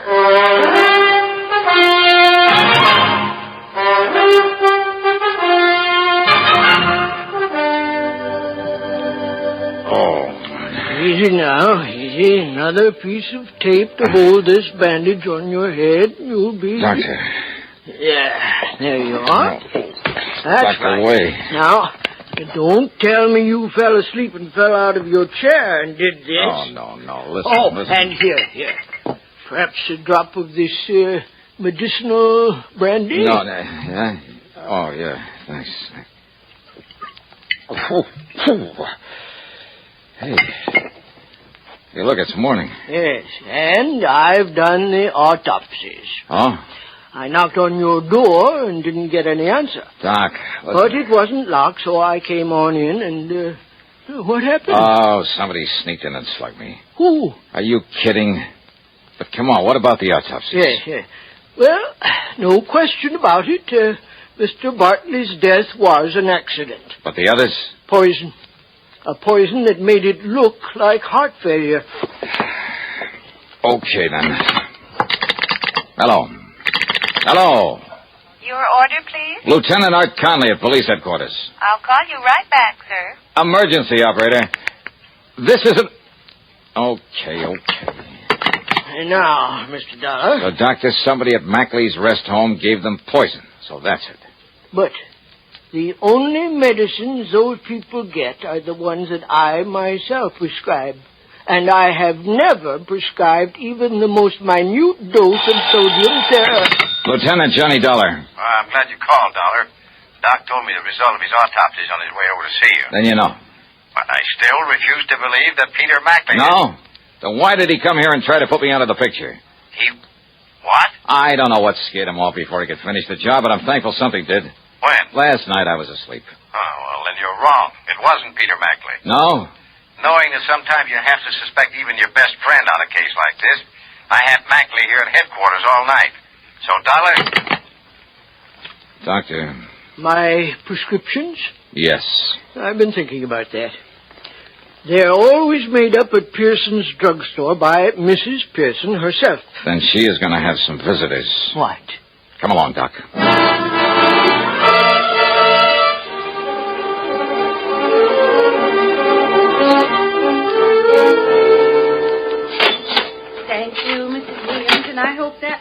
feel better. Well, Doctor, it's so early in the morning. Mrs. Pearson, this is Johnny Dollar, special investigator. Oh, how exciting. Mrs. Pearson, I want to know if you stock a drug called sodium what'd you call it, Doctor? I didn't, but it's sodium theramolysilate. Oh. But I doubt very much. Yes, I do. You do? Old Dr. Morley, the veterinarian, used it now and then to take care of hopeless animal cases. And you have it here now? Yes. In one of these back shelves, I have a single bottle that I... Hey, wait a minute. Yes? On that motorcycle out there with a sidecar. He pulled away from it back of this place. Yes. He helps in the store and makes all the deliveries for me. And he must have seen us in here. Must have seen me. What? He makes all the deliveries, including prescriptions for the Mackley Rest Home? That's right. Doc. He's taking some of Dr. Way's prescriptions up there now. Good. No, listen. Now, let me find that bottle of... Doctor, listen. That may be the answer. That he's the delivery boy for Mrs. Pearson? Yes. Well, I'm afraid I Dr. don't... Way? Look here. No, Doc, we've got to go after that kid. Here's the bottle, Doctor. But I don't understand. Doctor, will you listen to me? So many of them are missing. Unless we could... What was that, Mrs. Pearson? Well, a lot of these sodium theramolysilate tablets are missing. Then that's the answer, Doc. He's the answer. Come on.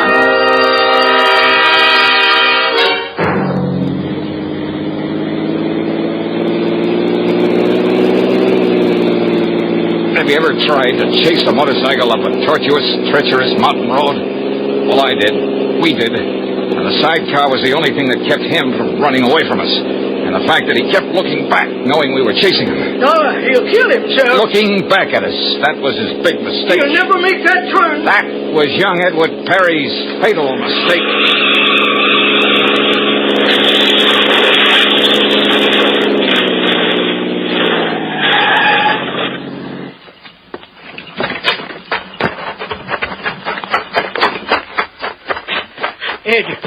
Edward.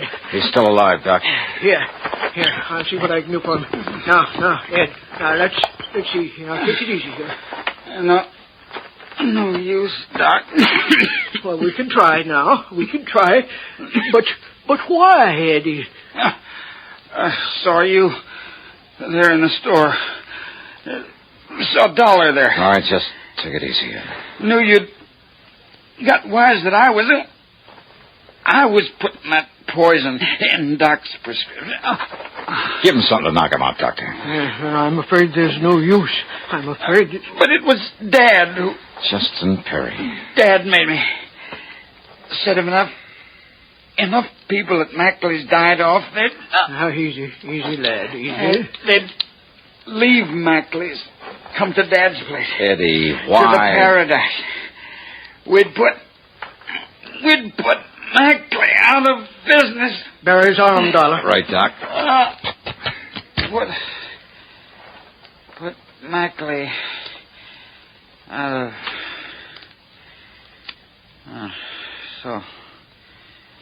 so long, Doc. Doctor. It's all over.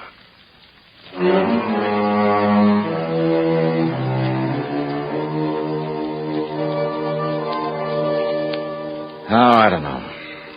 I don't know what the courts will do. Ask me, Justin Perry murdered his son as much as though he'd done it with his own two... I don't know. Expense account total, call it $50.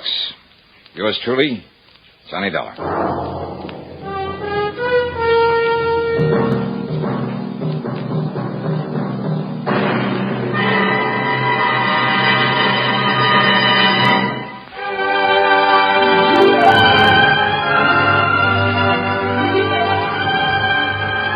Yours truly, Johnny Dollar, starring Bob Bailey, originates in Hollywood and is written, produced, and directed by Jack Johnstone. Heard in our cast were Virginia Gregg, Harry Bartell, Edgar Barrier, Sam Edwards, Stacey Harris, Junius Matthews, and Forrest Lewis. Be sure to join us next week, same time and station, for another exciting story of yours truly, Johnny Dollar. This is John Wall speaking.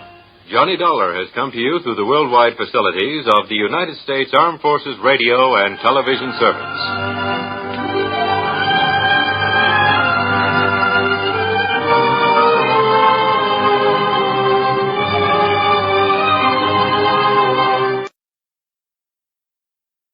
Johnny Dollar.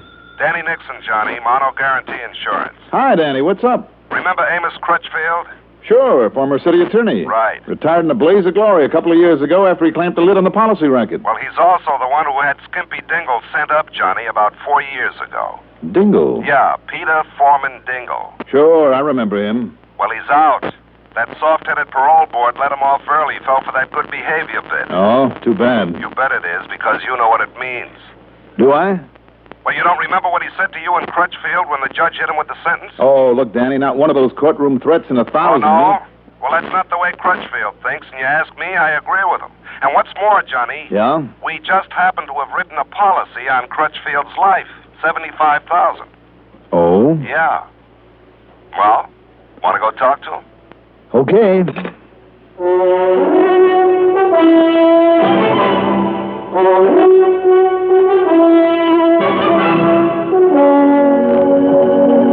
The CBS Radio Network brings you Mandel Kramer and the exciting adventures of the man with the action-packed expense account. America's fabulous freelance insurance investigator, yours truly, Johnny Dollar.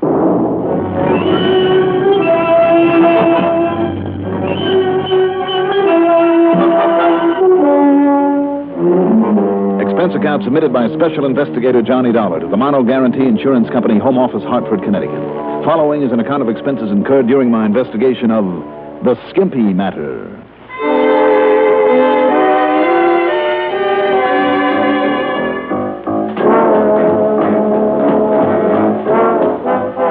Expense account item 1. $4.80 for a tank full of gas for my car. Instead of heading straight for Mr. Crutchfield's home over in Lakewood, I made a slight detour to the local parole office. And you know something? I'd have been perfectly content to stay there and forget all about Amos Crutchfield, because the parole officer I talked to turned out a little different than I'd expected. We got the official notice of Peter Foreman Dingle's release just this morning, Mr. Dollar. It's Johnny, Miss Barlow. Sure. My name's just plain old Mary. Well, now, the name may be plain, but, Yes? perhaps we'd better talk about Skimpy Dingle first, hmm? Well, there isn't really too much to tell you, because he hasn't reported into it. You have no local address for him? No. Well, that's too bad. That was really my reason for stopping by. Speaking of addresses, though, Mary... Well, I'll be glad to let you know as soon as he does check in. Good. And meantime, Johnny? Yes? Be careful, huh? Why do you say that? Because of what he said in court. That could apply to you as much as to Mr. Crutchfield, you know. Oh, I doubt it. Would you like to act as my bodyguard? You know something, Johnny? You're pretty fresh. My mother... I know. But did she tell you how come a man like Skimpy Dingle got out so soon? I mean, after all, the parole board is a pretty intelligent group. His older brother, Johnny. Hmm? Percy Dingle. He's a psychologist of sorts, the bookworm type. Oh? It's Percy who kept Skimpy out of jail on a lot of earlier, lesser charges. I see. And you think he convinced the parole board? I'm sure of it. A man like that who can toss around 7-syllable technical terms can be pretty convincing. Apparently it's worked before. Maybe. Do you have his address? Yes, I think so. Let's see. Oh, yes, here it is. The Kingston Plaza on Walnut Avenue. Good. But why bother with him? You won't like him. A couple of reasons, Mary. If Skimpy is in these parts, Percy ought to know where. That's true. What's the second reason, Johnny? Well, if Percy, a psychologist, has any influence over him, and apparently he does, maybe together we can show him the light. Thanks, Mary. I'll see you again.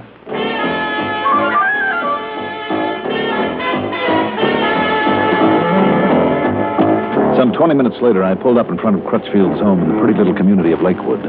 Parked in front of it was one of the new compact cars. I should have taken a better look at it, or at least let the air out of the tires. Instead...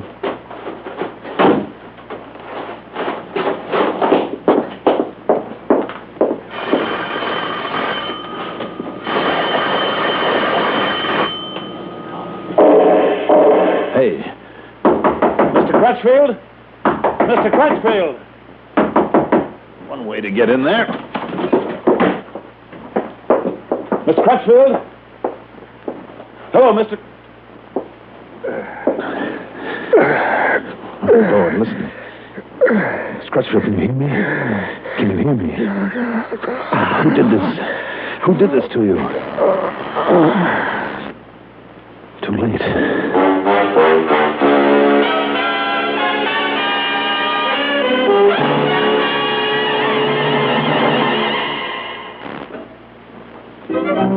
have to stay alert.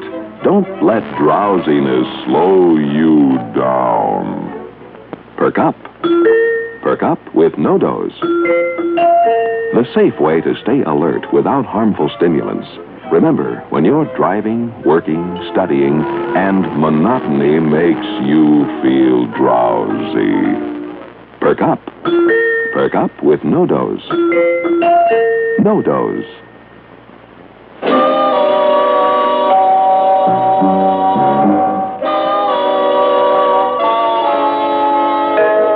Though unconscious, Amos Crutchfield was still alive. Whoever had done it had broken into one of the windows there in the den, fired the shots, and left by the window all in a matter of seconds. One of the bullets had creased the old man's skull, but how the other missed his heart, I'll never know. As I carefully lifted him up onto a couch, I heard the car I'd seen pull away. I cursed myself for not having made note of its license, but I hadn't. And to try to pick it out from all the hundreds, perhaps thousands like it in that area would be impossible. Come on, operator, come on. Operator. Operator, listen, my name is Johnny Dollar. Oh, yes, Mr. Dollar. I'm at the home of Mr. Amos Crutchfield, and we need a doctor here right away. It's an emergency. Well, I believe that Dr. Edwards usually takes care of him. All right, call him, get him over here, and then get hold of the police. Police? Yes. Tell them to get here immediately.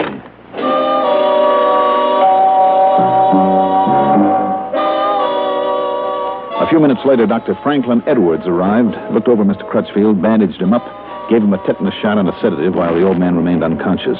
I feel confident he'll recover, Mr. Dollar. Good. Now, Dr. Edwards. I must say, though, he was very lucky. Another inch to the left, and that one bullet would have snuffed out his life. I don't doubt it. Now, listen, Doctor. Yes? I've told you exactly what happened. Yes? Would you stick around and tell the police when they get here? Well, yes, of course. I'll be glad to, but... Well, are you leaving now, Mr. Dollar? You bet I am.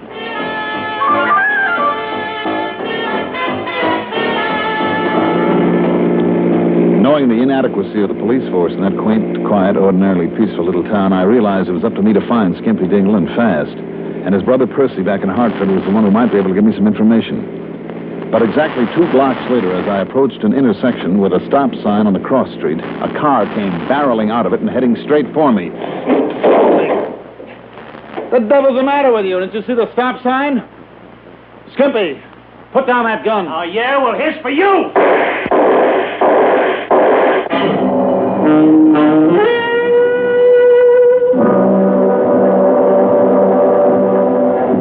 You want to know what it felt like as Skimpy sent 4 shots at me at close range before I could even make a grab for my own gun?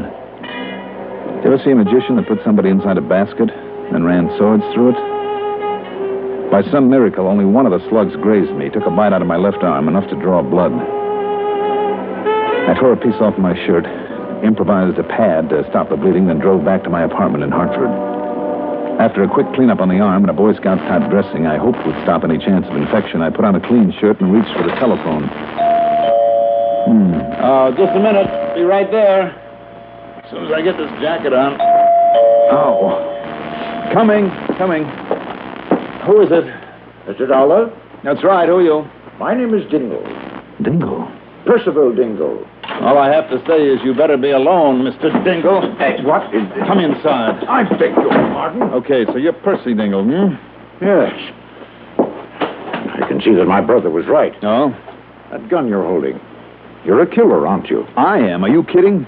And this completely unnecessary strong-arm welcome into your apartment. Just take it easy, Mr. Dingle. Take it easy? After this sort of treatment? I had hoped you might be the sort of person with whom I could rationate. You'd be surprised at how reasonable I can be when the occasion warrants it. And I assure you this one does. All right, then sit down, Mr. Dingle. Sit right there. Thank you. But won't you put that gun away, please? Oh, sorry. Until I could be certain that you'd come here alone, Mr. Dingle. You were expecting someone with me? Well, I wasn't expecting you. Now, what's it all about? Well, when you speak gently as now, you do appear to be a man of intelligence. Well, I thank you. And I hope that I can reason with you, Mr. Dollar. Awaken some understanding in your heart. Some well-deserved sympathy for one who has been less fortunate than yourself. Like whom? As if I need to ask. Peter, my younger brother. Skimpy, Well, if you choose to call him by that rather disparaging sobriquet. I choose. And I'm afraid you're not going to get much sympathy out of me, Dingle. That brother of yours is riding for a fall. About as hard and as fast as he can. He was a hot-blooded, hot-headed young tough when he got himself in trouble a few years back, and I have good reason to think that he hasn't changed one bit. Now, if you'll excuse me... Will you listen to me, please? Afraid it won't do you any good. Or him. Peter has been in trouble more than once. I know it just as well as you do. But do you know why? All right. Suppose you tell me. Simply because of his lack of the education that you and I were fortunate enough to receive. And the guidance, the constructive behavioristic influences that inevitably are part of it. Oh, sure. The social adaptability in relationships that are so necessary to conformation with our scheme of living. Didn't Skimpy have just as good a chance for an education of some kind as you did? Yes, but he rebelled against it. And who was to tell a child what the lack of it would do to him? The social and emotional instability it would engender in him. The hatred of such as you, who were contributory to his incarceration in that prison. Well, his incarceration apparently didn't do him much good. Why do you say that? What about his hatred for the lawyer, Amos Crutchfield? You and he, Mr. Dollar. What? You and Mr. Crutchfield, the particular two people he feels have persecuted him. You two are the ones. And the only ones who can help him now. You must be joking. I'm very serious. I'm a psychologist, Mr. Dollar. So I understand. I know the human mind. More important, I know Peter's mind. Oh, you do? Then why haven't you made some attempt to get him off of this crime kick? All of his earlier offenses were relatively minor. Little more than the mischievous pranks of any youngster. Oh, they were. But this last one that sent him to prison. Mr. Dollar, you must believe me, because I know what I'm talking about. Well? That was the fulcrum that finally provided me with enough leverage that enabled me to convince him of the error of his ways. Oh, you think he's convinced now? Well, isn't the fact that he was released for good behavior sufficient proof that he's made definite progress? Isn't it proof that with a little help, the kind of help and understanding you can give him, Mr. Dollar? I? Yes, you. Particularly you. Because up until now, Mr. Dollar, you have been a symbol of only one thing to him. Persecution. I see. And what about Amos Crutchfield? That doddering old fool? You must be joking. Do you think that he could understand that a man so narrowed in his regard for a boy who made a mistake that he persuaded the judge to impose a completely unjust sentence on Peter? You think that a prejudiced, bigoted old man like him could be of any help? Unjust sentence, Yes, Mr. Dollar. It was utterly unjust. Uncalled for. That's right. Instead of 5 to 7 with time off, the judge should have given him 20 solid, or maybe 30. You can't mean that. Look, I've known this kind before, Mr. Dingle. I've known a lot more of them than you ever have or ever will. If only you were a psychologist, Mr. Dollar. Maybe I am. Just the purely practical kind. Not with any head up in the clouds, full of lovely, impractical theories, the way yours seem to be. Or is it? What? Or is all this just a bluff? Now, wait, sir. Because the more I think about it, Percy, the more convinced I am that, 1, your brother is rotten clear through. No. That, 2, he got out of prison only because a smart pitch like this one you're handing me caught the parole board in a weak moment. No. They saw the wisdom in what I told them. I think you're all wrong in what you say about Skimpy, about any chance of his ever straightening out, and I think you know it. I know that if you will see him, we'll talk to him, Mr. Oh, come off it. Tell me the truth. Isn't all of this just a little stunt that you've dreamed up? To lead me to him? To get me in range of his gun so that he can polish me off the way he tried to kill Mr. Crutchfield? What? You are saying that he, Peter, or Skimpy, whatever you wish to call him, that he actually tried to kill a man? No, I don't believe it. All right, then you go and see Crutchfield, and here, have a look at this. If I can get my sleeve up, move this bandage a bit. Here. There you are. Mr. Delva? Yes, one of his bullets just a few minutes ago. What do you think of your poor, misguided little brother now? All right. It happened simply because he feels that you not only have, but will continue to persecute him. Sure. But once he learns otherwise, finds out that you are on his side, are willing to help him. Oh, please, Mr. Dollar, see him, talk with him. Believe me, sir, if you'll do that, will you? Please? You know where he is, where I can find him? Yes. And we'll do as I ask. I'll see him for only one reason, Mr. Dingle. Yes? To turn him over to the police. No, Mr. Dollar, I couldn't do that to him. So unless you agree to talk to him first, to at least try to understand him, I won't tell you where he is. All right, then we'll have to find him ourselves, and we will. Goodbye, Mr. Dingle. Mr. Dollar, let me do this. Yes? I'll go to him. I'll tell him that you're willing to see him. I'll tell him why. And then, if his reaction is the proper one, I'll telephone you where he'll be, waiting for you, to listen to you. You really honestly believe there's a cure for him, don't you? Yes. All right, then go ahead and contact him.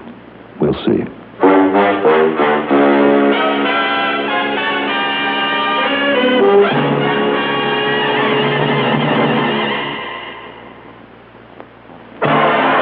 Newport filter cigarettes. Newport menthol cigarettes. A hint of mint makes the difference. So fresh that you know the difference. There's some smoking with cool menthol. It's so refreshing while you're smoking Newport filter cigarettes. While you're smoking a Newport, remember this hint. Coolness of menthol, freshness of mint. Best of tobaccos, flavorless bright. Smoking a Newport, smoking is right. So refreshing while you're smoking Newport filter cigarettes. Newport filter cigarettes. Newport.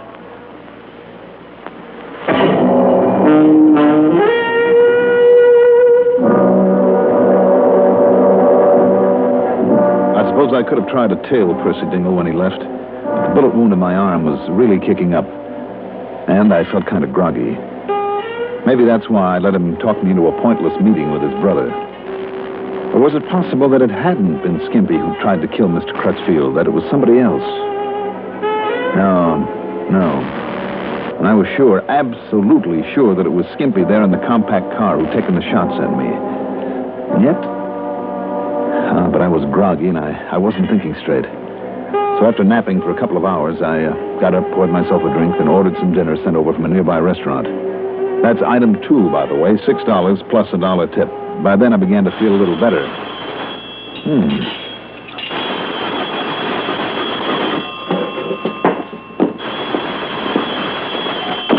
Johnny Dollar. This is Percy Dingle, Mr. Dollar. Well? I told you my faith in him is entirely warranted. You think so? I'm certain of it, more certain than ever. He's waiting for you now. I'll bet he is. You'll find him in room 4 on the ground floor of a rooming house at 1217 North Chala. Okay, Mr. Dingle. I'll run on over and see him. And, Mr. Dollar. Yeah? Thank you.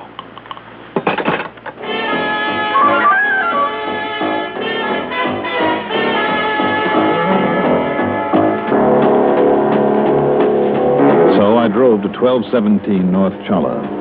Apparently, Skimpy was the only one home in the rather decrepit-looking old boarding house. Through the open window of his room, I could see him slowly pacing the floor, his head down, thoughtfully, a finger to his lips, the perfect picture of a repentant man.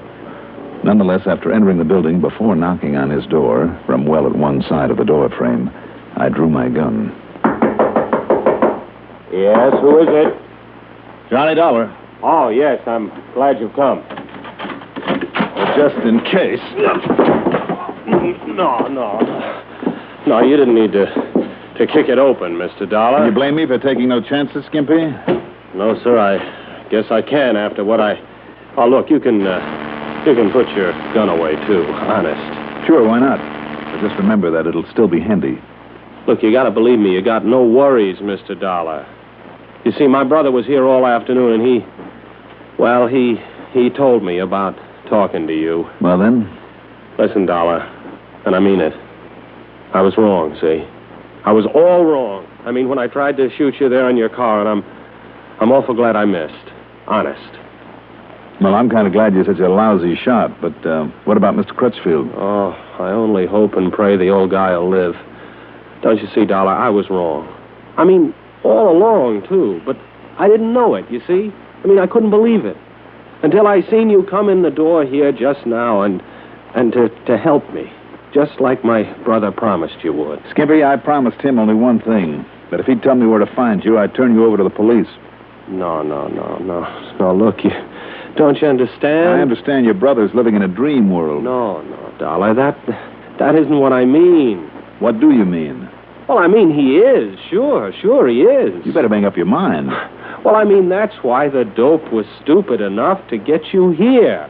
Right here. Where I can't miss. You're still a lousy shot. That was a big mistake, Skimpy. Okay, so I missed you. Get up on your feet. Okay. You win, I guess. Sit down over there. A chair against the wall. Okay.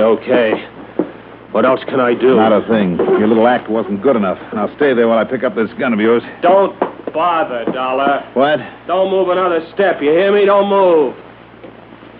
I see. Yeah. You see. But now face around the other way. Go on! I had a feeling you might get rough when I pulled that gun. So I had this other one, see? And, Dollar, it's aimed right for the back of your head.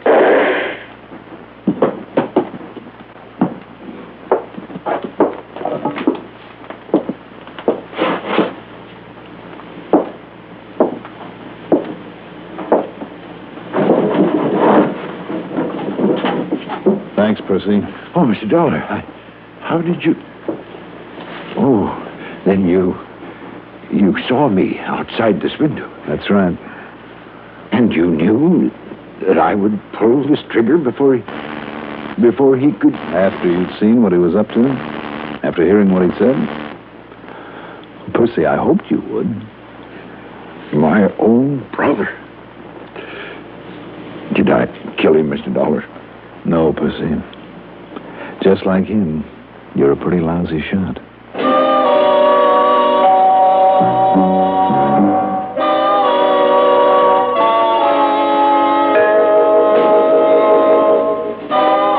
Skimpy?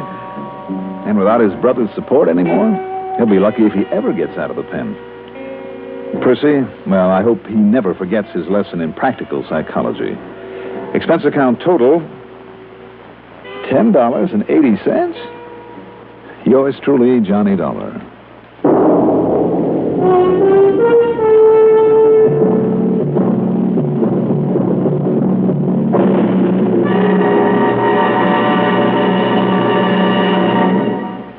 Now, here's our star to tell you about next week's story. Next week, a very bad case of not knowing enough about your friends. Join us, won't you? Yours truly, Johnny Dollar. Do you like a car with plenty of pep? A car with reserve power for safe passing? Most good drivers do, but they don't like to pay extra for premium gasoline. Listen, in 3 out of 5 cars, regular price Sinclair Dino gasoline matches performance of premium gasolines. Save up to 4 cents a gallon. Almost anywhere you see the Sinclair dinosaur sign, you can save up to 4 cents a gallon with Dino. Drive with care and buy Sinclair Dino gasoline.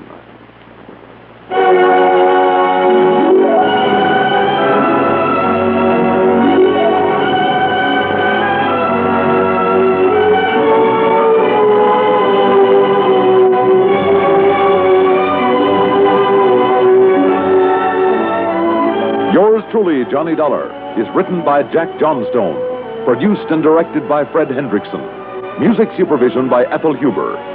Johnny Dollar is played by Mandel Kramer. Also featured in our cast were Rosemary Rice, Larry Haynes, Jack Arthur, Melville Ruick, and William Redfield.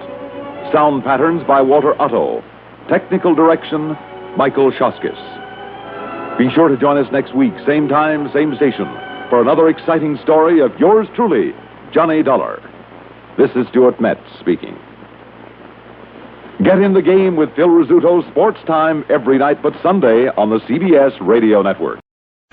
Johnny Dollar. Morris Barkley, Johnny. New Jersey State Mutual. Well, it's about time. Morris, how are you? Bad. I've got troubles, Johnny. $40,000 worth. Don't give it another thought. Just mail me a check. Yeah, I wish it were that easy. Also, I wish it was a check. What do you mean? I mean, it's all in cash. Oh, okay. Then I'll fly on down there and pick it up. Yeah, I wish you could. But there's a hitch. His name is Walter P. Doniger. Who's he? Policy beneficiary. We can't find him. Well, maybe I'll get lucky and not be able to find him either. Then with 40 G's in my hot little hand. I'll be breathing right down your hot little neck. I'm sure you will. Now, Maury, the commission on $40,000 for me if I find this man. You want to come down and talk about it? Why, sure.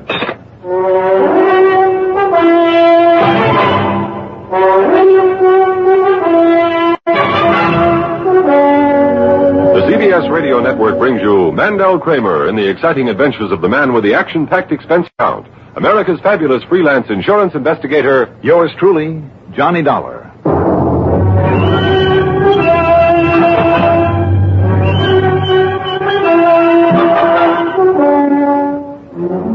Expense account submitted by Special Investigator Johnny Dollar to the New Jersey State Mutual Life Insurance Company Home Office, Trenton, New Jersey. Following is an account of expenses incurred during my investigation of the Donninger matter.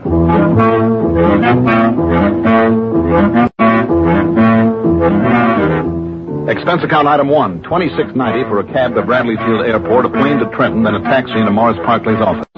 It was lunchtime, so Maury dragged me over to lunch at Hildebrecht's. Look, are you just going to sit here and stuff yourself, or can I tell you about this case? Maury, so help me. Nobody knows how to fix soft-shell crabs like a South Jerseyite. So I'm going to make the most of it. Going to? You have.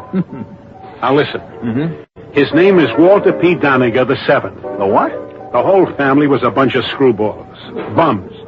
Except for Walter P. the First, who cleaned up on gunpowder and cannonballs about the time Georgie Washington rode across the Delaware. Well, that's that, and it was delicious. But his descendants haven't done a lick of work since. And that makes them screwballs, huh, Maury? Sure. But nothing to do but loaf their lives away. Bums. Will there be anything more, gentlemen? Well, no thanks, waiter. We've got to get out of here. Just all right. Yes, sir. Here you are. Anyhow, Johnny, this Walter P. the Seventh is the last of the line. Now that his sister Minnie has died. Here you are, waiter. Thank you. Well, thank you, sir. She left him this $40,000 insurance you mentioned. Right. So you've got to find him, Johnny, and pay it to her. But in cash? That's what the policy reads. In cash, in hand. Just like that $5 tip you just gave the waiter. Right, Johnny, that's it. What? $5? Hey, wait a minute. Come on, Maury. You can tack it out of my expense account. But $5. Come on. Okay. Anyhow, that money has to be paid within 10 days of her death, Johnny. So that gives you just less than a week from now.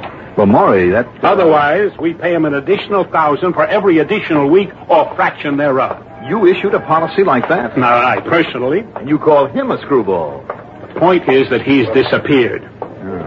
You think he might be dodging you, Maury, just to build up his take? Possibility. I wouldn't put it beyond him. What's the address given on the policy? Addresses, Johnny. 8 of them. 8? Every time he'd move, his dying sister would give us a new one.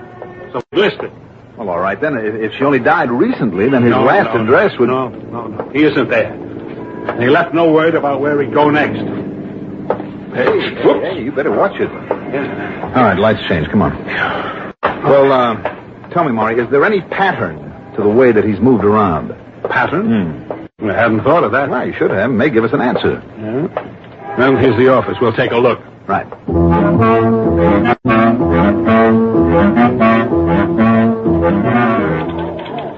Here we are. Now, he started here in Trenton. Then he lived down in Atlantic City for a while. And Bloomfield, Cranford, Dumont, East Rutherford, Franklin, Gibbstown, and Highbridge. In other words, all over the state. You know, that makes any kind of a pattern, Johnny. Well, it sure does, Maury. It does? Sure. Don't you see? Atlantic City, Bloomfield, Cranford, and so on, ending up with Highbridge, right through the alphabet, Maury, from A to H.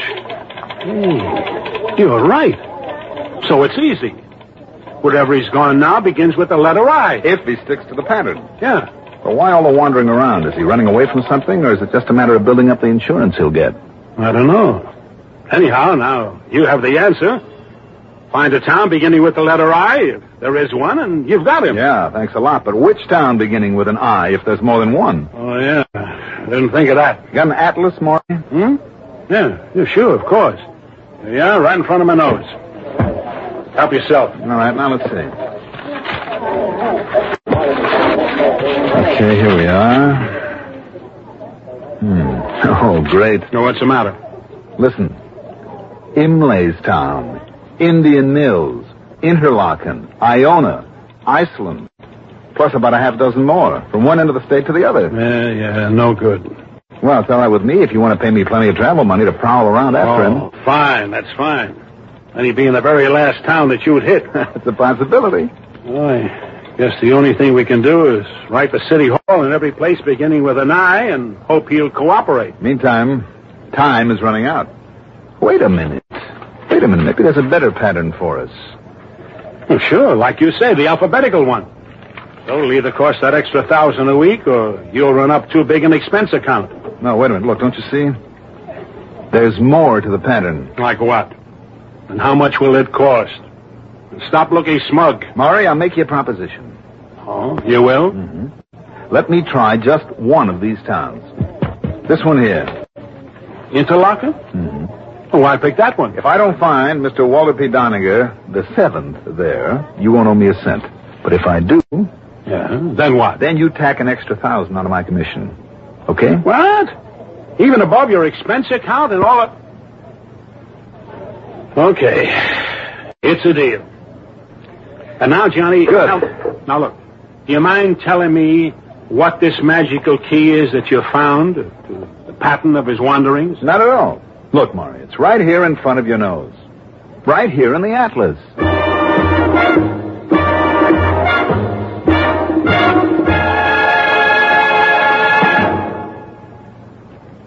This ever happened to you? You're driving down a long highway or working late, and then monotony makes you feel drowsy. Perk up with No-Dose. No-Dose keeps you alert with the same safe refresher found in coffee. Yet No-Dose is faster, handier, more reliable. Absolutely not habit-forming. The safe way to stay alert without harmful stimulants. No-Dose.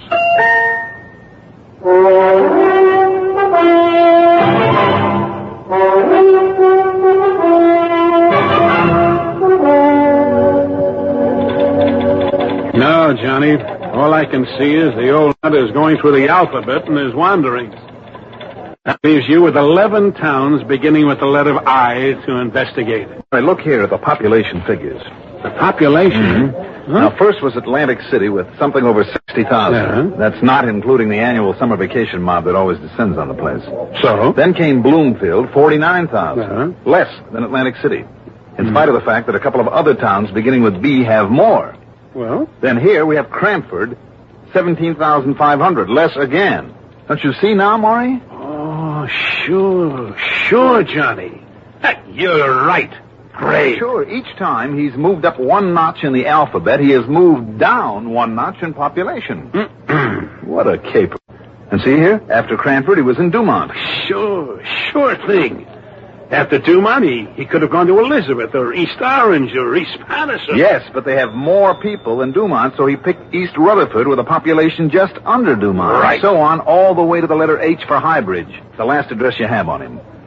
And if you carry on just one more step, here, it has to be Interlaken. He's got to be an Interlaken if he's stuck to this crazy pattern. Well, I'll be darned. Now, you think I'm still wrong about calling him a screwball? Well, unless he's running away from something, Maury. The law, maybe? Walter P. the 7th? Never. Well, then I'd say he's kind of cute. Cute? Huh? Mm-hmm. Sure, he knows that every week you fail to pick up his trail, he puts you on the spot for another grand. I think he's bats. Maybe. But at least he's got a sense of humor. Pretty expensive one for us. Just the sort of thing you'd expect of him. Well, Maury, if the pattern holds, and it's his own gag, so he's got to play fair with it. Yeah. I will find him smugly sitting around in the town of Interlaken. Okay? Sounds fine. Great.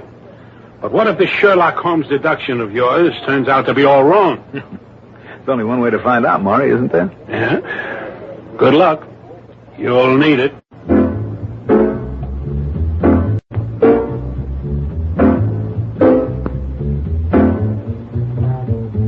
Expense account item 2, $50 deposit on a rental car. I headed east then on 33, a main highway through Hightstown, Freehold, and Ocean Grove, and then north in a roundabout way to Interlaken, a small but very nice resort town that isn't much heard of because it's so completely overshadowed by nearby Asbury Park. In trying to find a city hall, I ended up at the old New York and Long Branch Railroad station. I pulled to a stop beside a group of men loading stuff onto a freight car. The most intelligent-looking of the lot was a character of, maybe 35, and badly in need of a shave. Hey, wait a minute. Say that again, buddy. I asked for directions to City Hall, that's all. I thought I'd recognize that voice of yours. Your name is Johnny Dollar, ain't it? That's right. Makes any difference. Yeah, how about that? Johnny Dollar, the big insurance investigator, huh? Well, I'm pleased to meet you, Johnny. Thank you. Now, what's a big shot like you doing around a place like this, huh? Well, does that make any difference?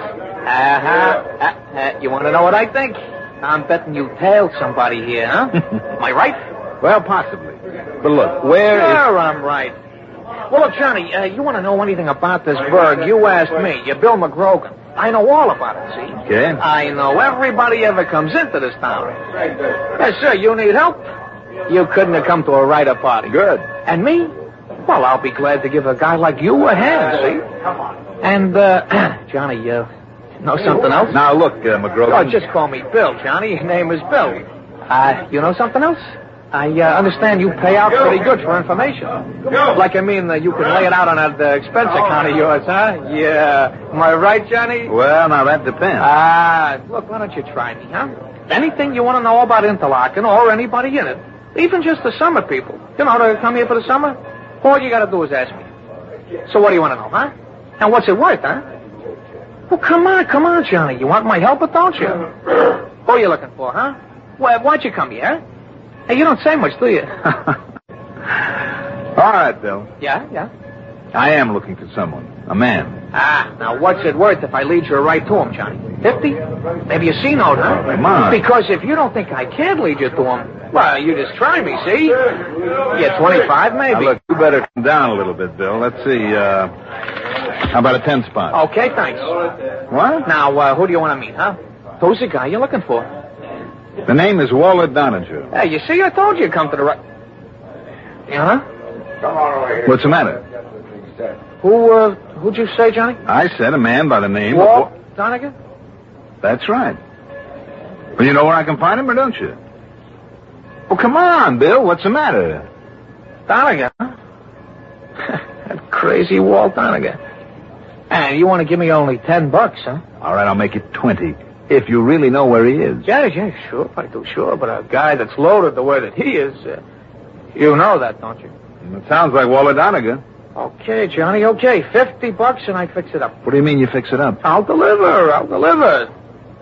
So, where are you going to be staying? Well, matter of fact, I don't know. I hadn't really planned on... Well, Larchmont. So you go to the Larchmont. It's that nice, fancy place about 3 blocks over that way.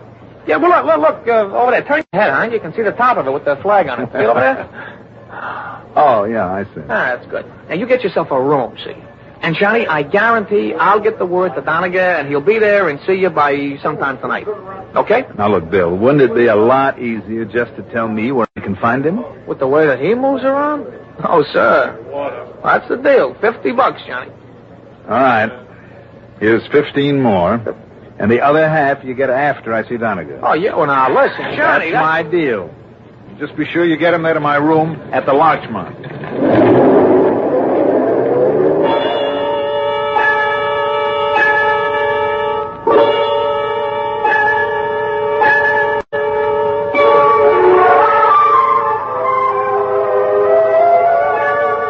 What if he shouldn't come through and bring me Donegan?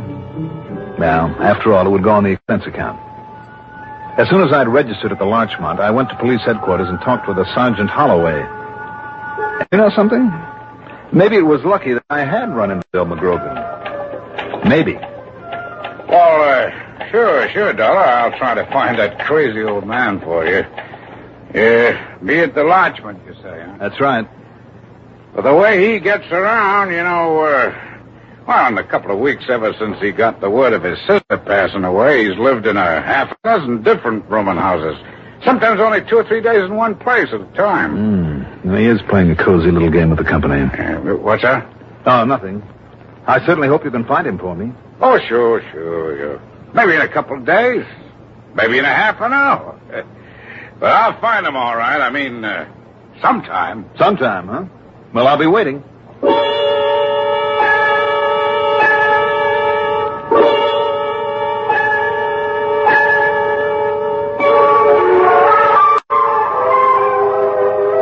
At the Larchmont, I had cocktails and dinner. It's item 3, $4.70. Then I spent item 4, $50 on a phone call to Maury Parkley to let him know where I was. What if that policeman doesn't find them for you, Johnny? Or that railroad bum you talked to? And with time running out for us... Then I'll just have to prowl around myself and see what I can learn about Doniger. Oh, of course, the post office. Huh? Well, if he moves from place to place, Maury, the way the sergeant says he does, he may have himself a post office box. And you'll sit by it until he shows? That's right. But what if he's left to lock it? Well, then I'll dig me up an atlas and figure out his next destination. Maury, don't worry about it. We've proved the atlas theory works, and now it's just a matter of time before... Well... What? Looks like it's going to be a matter of no time at all. Well, Johnny... Maury, I'll be in touch. Coming. Yes? Inside, buddy, and shut up. Wait a minute, what? Well, I knew they'd get you on me, Dollar, but I didn't think you'd show up this soon. Well, now look. Don't move. The gun works. Ooh. Complete with silencer, huh? That's right. So I'm not as crazy as some people think. And you're Walter Doniger? That's right. Scrappy Doniger. I'll move over there, Dollar, next to the bed. So when you fall, it won't make any noise. What do you mean, fall, Doniger? I've taken no chances with you. So from here on, Dollar, you're gonna be dead.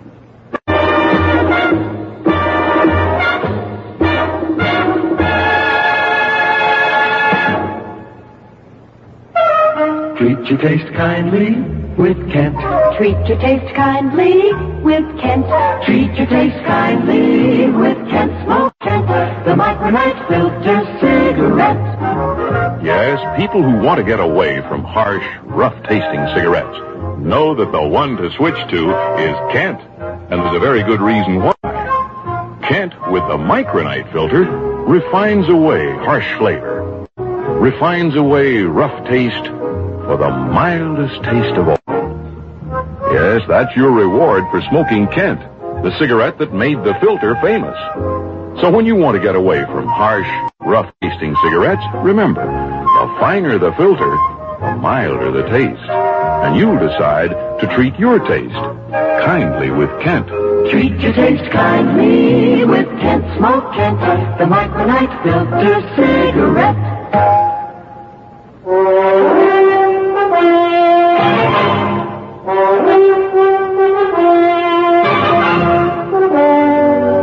Wait a minute, Doniger. You haven't even got time to say a prayer, Dollar. You said you knew I'd be after you? Why not? Pull a heist up there in Hartford? Stuff's going to be insured, isn't it? A heist? So who else would they get to look for me? Only how you ever found out I'd come down here to this little jerkwater summer resort. And I only been here for a day, too. Only you pulled a boo-boo coming here, Dollar. It looks like I've pulled a couple. Yeah, wise man, you sure picked the wrong guy to buy information from. You think that Bill McGrogan was on your side? When for $100 he let me set you up this way? I see. You do, huh? Well, you're not going to be seeing for long, or hearing either. Get over there next to the bed where you'll drop real easy when I pull this trigger. Huh? Who's that? Who is it? Who is it? The split second when he turned to the door was all I needed. I charged across the room, swinging, and caught him with a hard right to the face. Then I chopped across the back of his neck with the end of my hand, and again with everything I had. Collapsed in a heap, and he lay very still. All right, now, Mr. Scrappy Doniger, we'll take this gun of yours and... Yes, who is it? Who's there?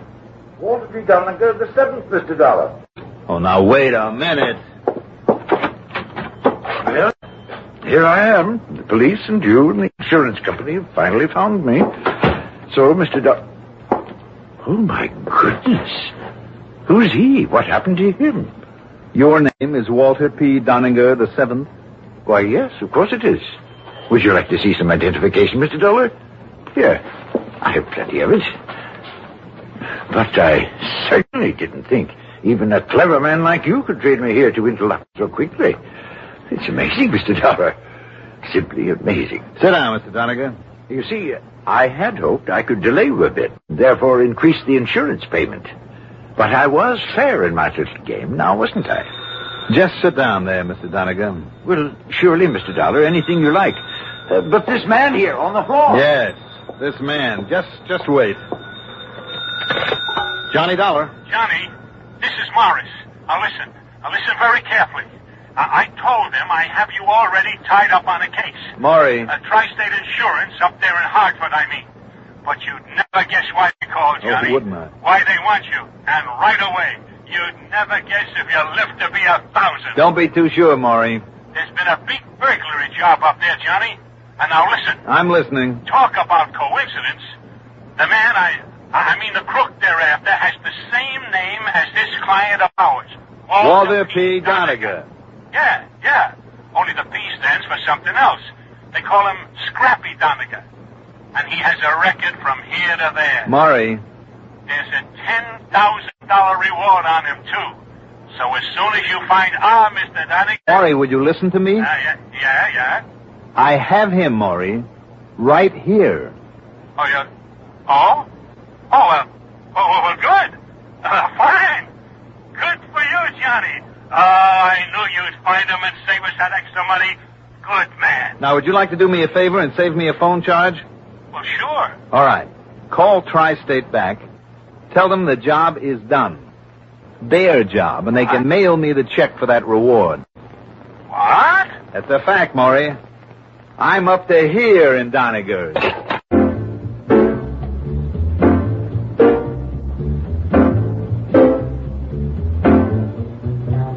So for once, I got real lucky.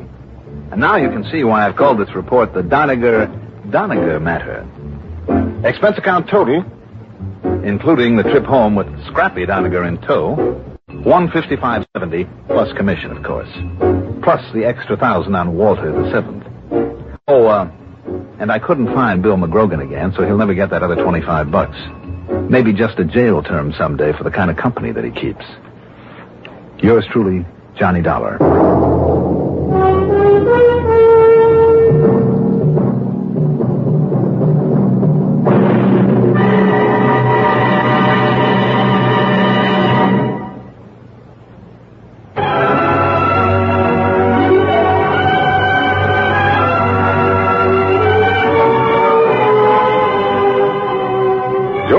Johnny Dollar is written by Jack Johnstone, produced and directed by Fred Hendrickson. Johnny Dollar is played by Mandel Kramer. Also featured in our cast were Jack Arthur, Jack Grimes, Ian Martin, Santos Ortega, Melville Ruick, and Neil Fitzgerald. Music supervision by Eugene Sines. Sound patterns by Walter Otto.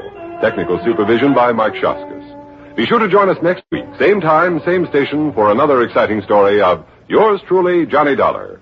Art Hanna speaking. Johnny Dollar. Doesn't this nice weather kind of get under your skin, Johnny? Who's that? Make you want to be sitting in a boat on Lake Mojave, hauling in 5 and 6 pound bass? Maybe a really big one? Buster. That's right, Buster favorite. Well, yeah. Where are you calling from? Right here at Lake Mojave Resort. And Johnny, I've just picked up a new spinning rod and reel that I think you ought to give a workout. Oh, you dog. You know I have to work for a living, and brother, I mean work. Isn't it pretty hard, huh? Too hard. Well, then it's time for you to relax a bit. Yeah, I know, but... Live longer, Johnny. You know the old saying. What old thing? The time a man spends in fishing is never deducted from his lifespan. So come on out here for a few days. Oh, Buster, I'd love it. And if there was some insurance problem that I could use as an excuse, Buster, is there? Well, yeah. You mean there's something involving insurance that I ought to look into? Yeah. Then give it to me quick. Well, it's not the sort of thing I could very well explain over the phone. But unless I know what it is, what company's involved. But it could turn out to be something pretty important. And purely incidentally, the fish are fighting like mad. That's right. Okay, Buster, what am I waiting for?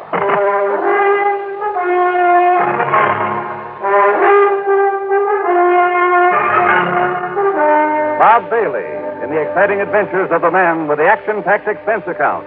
America's fabulous freelance insurance investigator. Yours truly, Johnny Dollar.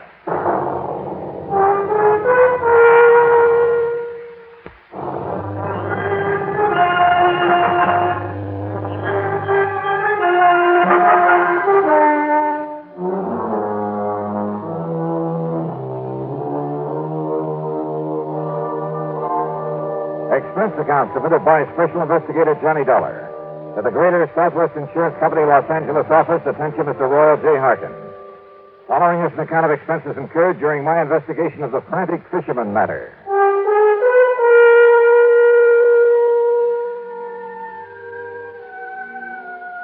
Roy, why kid about it? When I started this trip, I had no way of knowing that your company was involved. Knowing Buster Favor, I honestly figured that his mention of an insurance angle was just to give me a good excuse. But when you've read the facts in this report, I'm sure you'll agree that Greater Southwest should pay the old expense account without question. Yeah, and probably a nice extra fee to boot. All right. Item 1, $154.50 night flight from Hartford to New York to Las Vegas, Nevada. Item 2, $50 deposit on a rental car. I headed south and east to Lake Mojave Resort.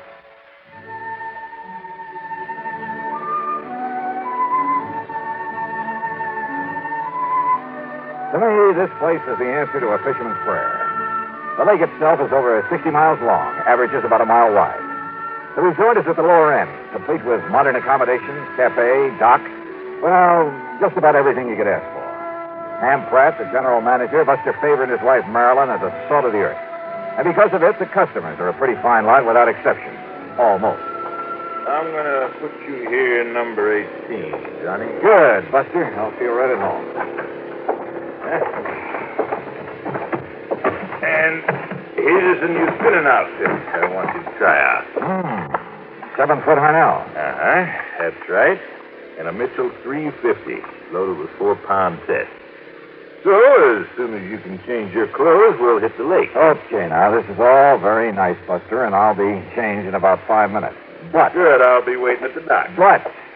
until you tell me what the insurance angle is for my coming out here, or where I'm going to charge my expense account. The answer to that is out on the lake. Oh, sure. That was all just an excuse to get me out here to fish. Wrong? But as long as I'm here, I might as well...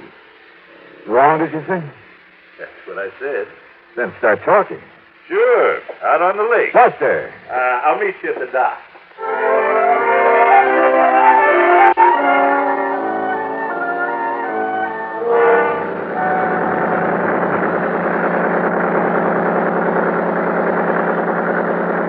The big 35 on Buster's boat moved us up the lake at an easy 30 knots. The day was clear, the weather warm. I could hardly wait to break out the tackle and get started.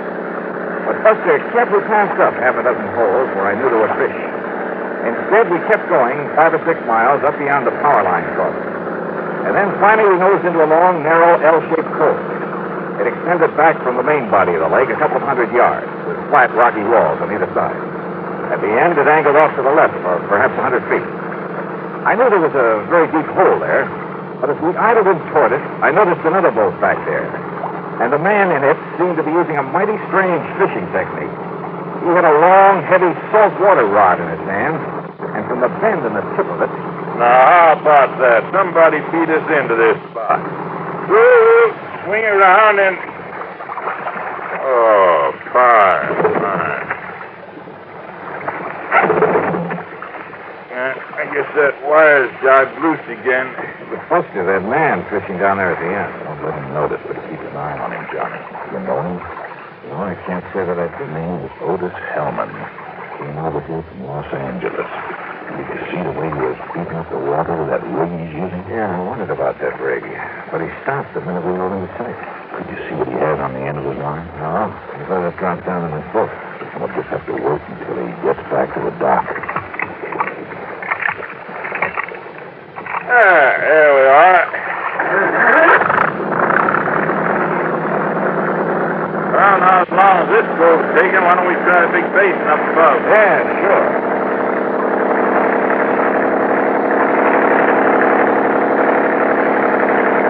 Now, what did you mean, Buster, about that man in the boat? Where'd you get a close look at that rig he's using?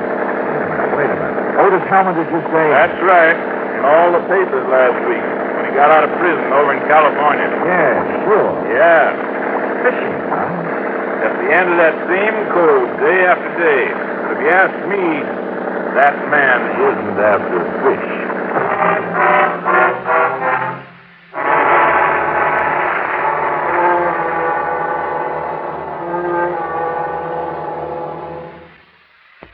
And the frantic fisherman matter.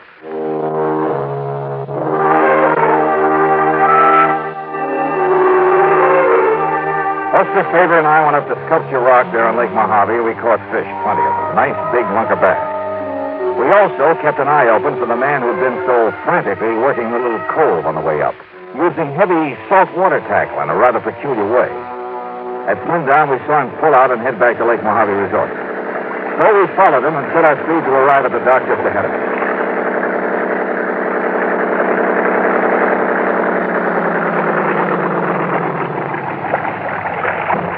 Well, here we are, Johnny. Back home same day. Yeah. Size up, Jim. Take care of these fish for us. Sure thing, Buster. Hi, Mr. Dollar. How'd you make out? Oh, pretty good, Jim. Here you are. Hey, you missed it all right. Evening, Mr. Hellman. How'd you do today? Nothing, Mr. Faber. Not a thing. Oh? Where were you fishing? All over the lake. Didn't I see you in the long, narrow cove above the power line? Yeah, maybe so. Hold on, Jim. Tie me up. Yes, sir. Sure. Take a look, Johnny. Yeah. Oh, I'll take care of the tackle myself. Sure, anything you say. Anything you say. Hellman quickly stuffed the tackle from the end of his line into a fish sack. But I caught a glimpse of a couple of huge triple hooks with lead collars. They were big enough, heavy enough to catch a whale. A respectable freshwater bass couldn't even get one of them into his mouth. Back in my room over a scotch and soda, Buster and I talked about it. When I asked him, Johnny, the first day he came here, he muttered something about trying to snag some carp with that rig. Snag some carp? But if you noticed up there in that cove before you saw us looking at him. Yeah, he was right over the deep hole at the end of it. The only place I've ever seen him fishing. If you can call it that. Well, he was apparently dropping those heavy gang hooks down to the bottom and then scraping them up the rocky side. Like a grappling hook, Johnny? Right. Yeah, he's trying to snag something down there, all right, Buster. But it's certainly not carp. Have you tried dropping a line down there to see what you might hook onto? Well, you can't get near the place because he's always there. Even at night? Well, no, but Johnny, you know what I think it is? And he's just got out of jail, too, remember? I remember. Well, Johnny, I think there's a body down there. And for some reason, he's trying to bring it up. Could very well be. Yes, sir. And that's why I called you. Well, okay, Buster. I'll see what I can do.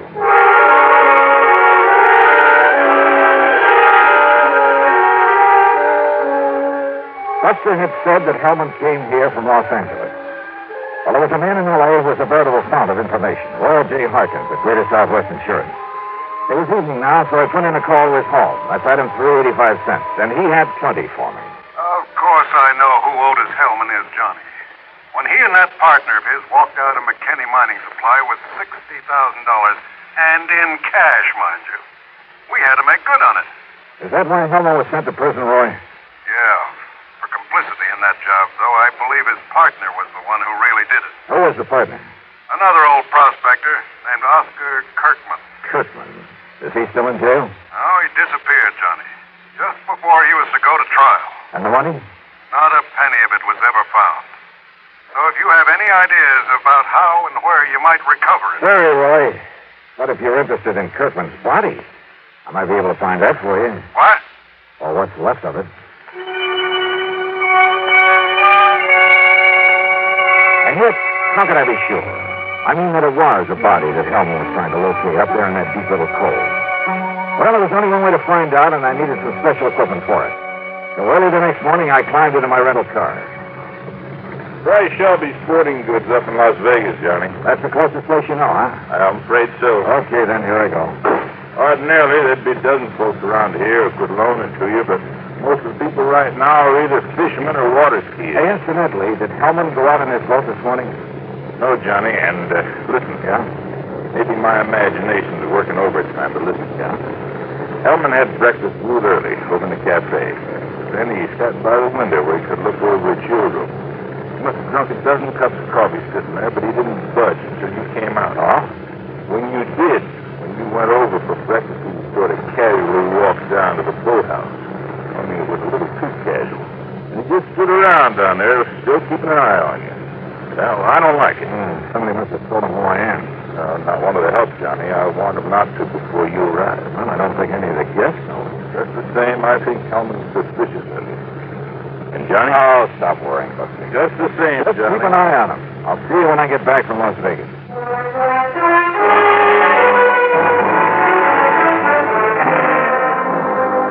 It was nearly 100 miles to Vegas, and I made it in 2 hours flat.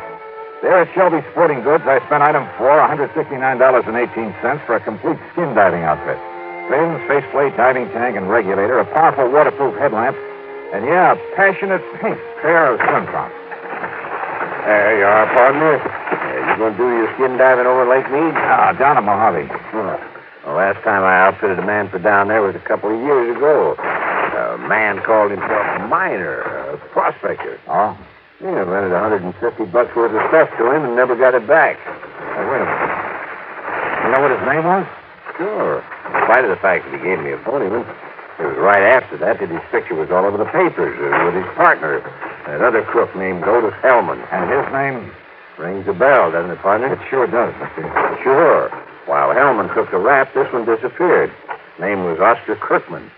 Mister, you've just given me a wild idea. That's all? Just wild enough to make some sense. Yeah, and help me solve a case. Solve a case? What kind? Who knows? Maybe murder, among other things.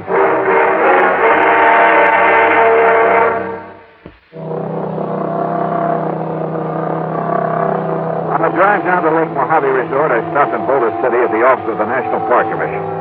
There I got hold of a topographical map of the whole area before Lake Mojave was filled up by David Sands. Then, back in my room at the resort, I went over it very carefully. I only got a minute, Johnny, before I drive over to Bullhead City. But I saw you come rearing in a minute ago. And what do you got there? Hey, come here. Huh? Look, Buster. Take a look here on this map.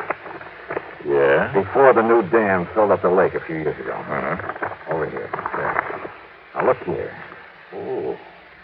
Why, yeah, that's where that long cove is now, where Otis Hellman's been working with that phony rig of his. Uh-huh. And in the deep hole at the end of that cove... Kirkman's Folly. That is right. Kirkman had a mine there before the lake was filled, when it was all just desert land by the side of the Colorado River. And right there is where Hellman is grappling for something. Right. Kirkman disappeared, Johnny. Yes. But what really happened is that Otis Hellman killed him and stuffed him down there in that underwater mine. Maybe. But why he wants to bring him up again, whatever is left of him... Buster, I want to use your boat. Well, sure. And if Hellman hasn't gone out fishing, has he? Oh, he's still hanging around down at the dock. All right, good. Somehow, you've got to keep him from following me. Well, Hellman's seen you and me together so much, but I can have Jim fill up the fuel tank on Hellman's boat and... meantime, take out one of the spark plugs, something like that. Good. He'll have plenty of chances because Hellman will be watching me when I take off. What are you going to do? A little skin diving up at the end of that cove. And don't be surprised at what I may bring up.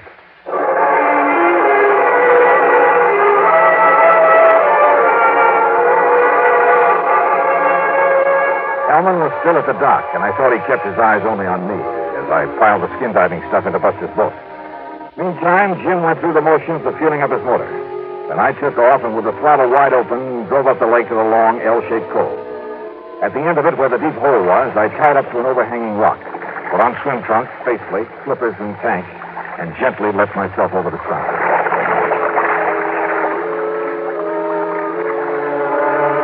I've done a lot of skin diving here and there, but this was something new. The bright desert sunlight from above filtered through the clear, cool water and blended almost eerily the colors of the rocks in the narrow canyon that made this little cove, where the tremendous forces of nature over millions of years had stood up in the very face of the earth, had melted, then cooled and crushed and twisted the rocks into strange and wonderful shapes. And the fish, bass and crappie and bluegill, even a lazy old carp, they watched me without fear as I glided down beside them, moved gently aside, then followed me. A huge catfish casually turned aside as I flipped on the powerful beam of the headlamp. I could almost imagine a look of disdain on his face as he spied this alien beings in the world above. And then I found what I was looking for. The entrance to the old Kirkman mine, carefully boarded up. But I managed to pry one of the boards loose. And I found a package wrapped in heavy plastic with a heavy coating of wax. But I could see the color of money inside. I swam back up to the surface with it, to the shadow I thought was such a boat. Tossing off my gear, I flung it and the package into the boat and grabbed the gun. Don't bother about coming aboard, Mr. Dollar. Wow. Mr. Help. I convinced Jim that he should replace the spark plug in my motor that you had him removed. Well, good for you. You saved me a lot of trouble, Dollars, locating and recovering the money for me.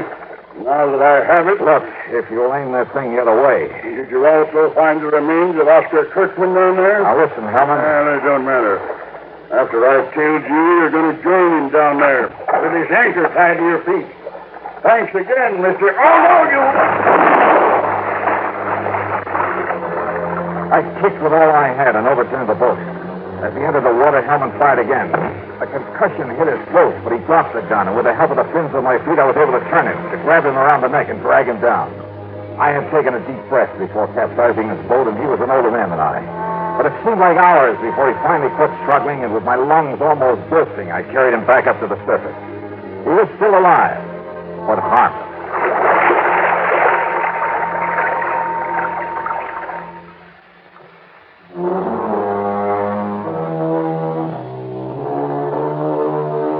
Buster, bless his heart, had been worried when he saw Hellman follow me up the lake. So he had borrowed a boat and was waiting for us there at the end of the cove. Otis Hellman? Well, that's up to the court. The money, of course, all $60,000 of it will go back to the company. Well, expense account total, including all the incidentals I could think of, and a couple of days of good fishing, $650.85. Yours truly, Johnny Dollar.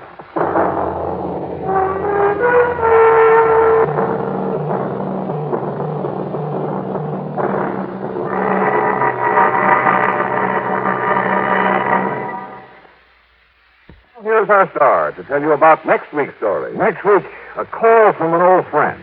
Yeah. To meet with death in the desert. Join us, won't you? Yours truly, Johnny Dollar.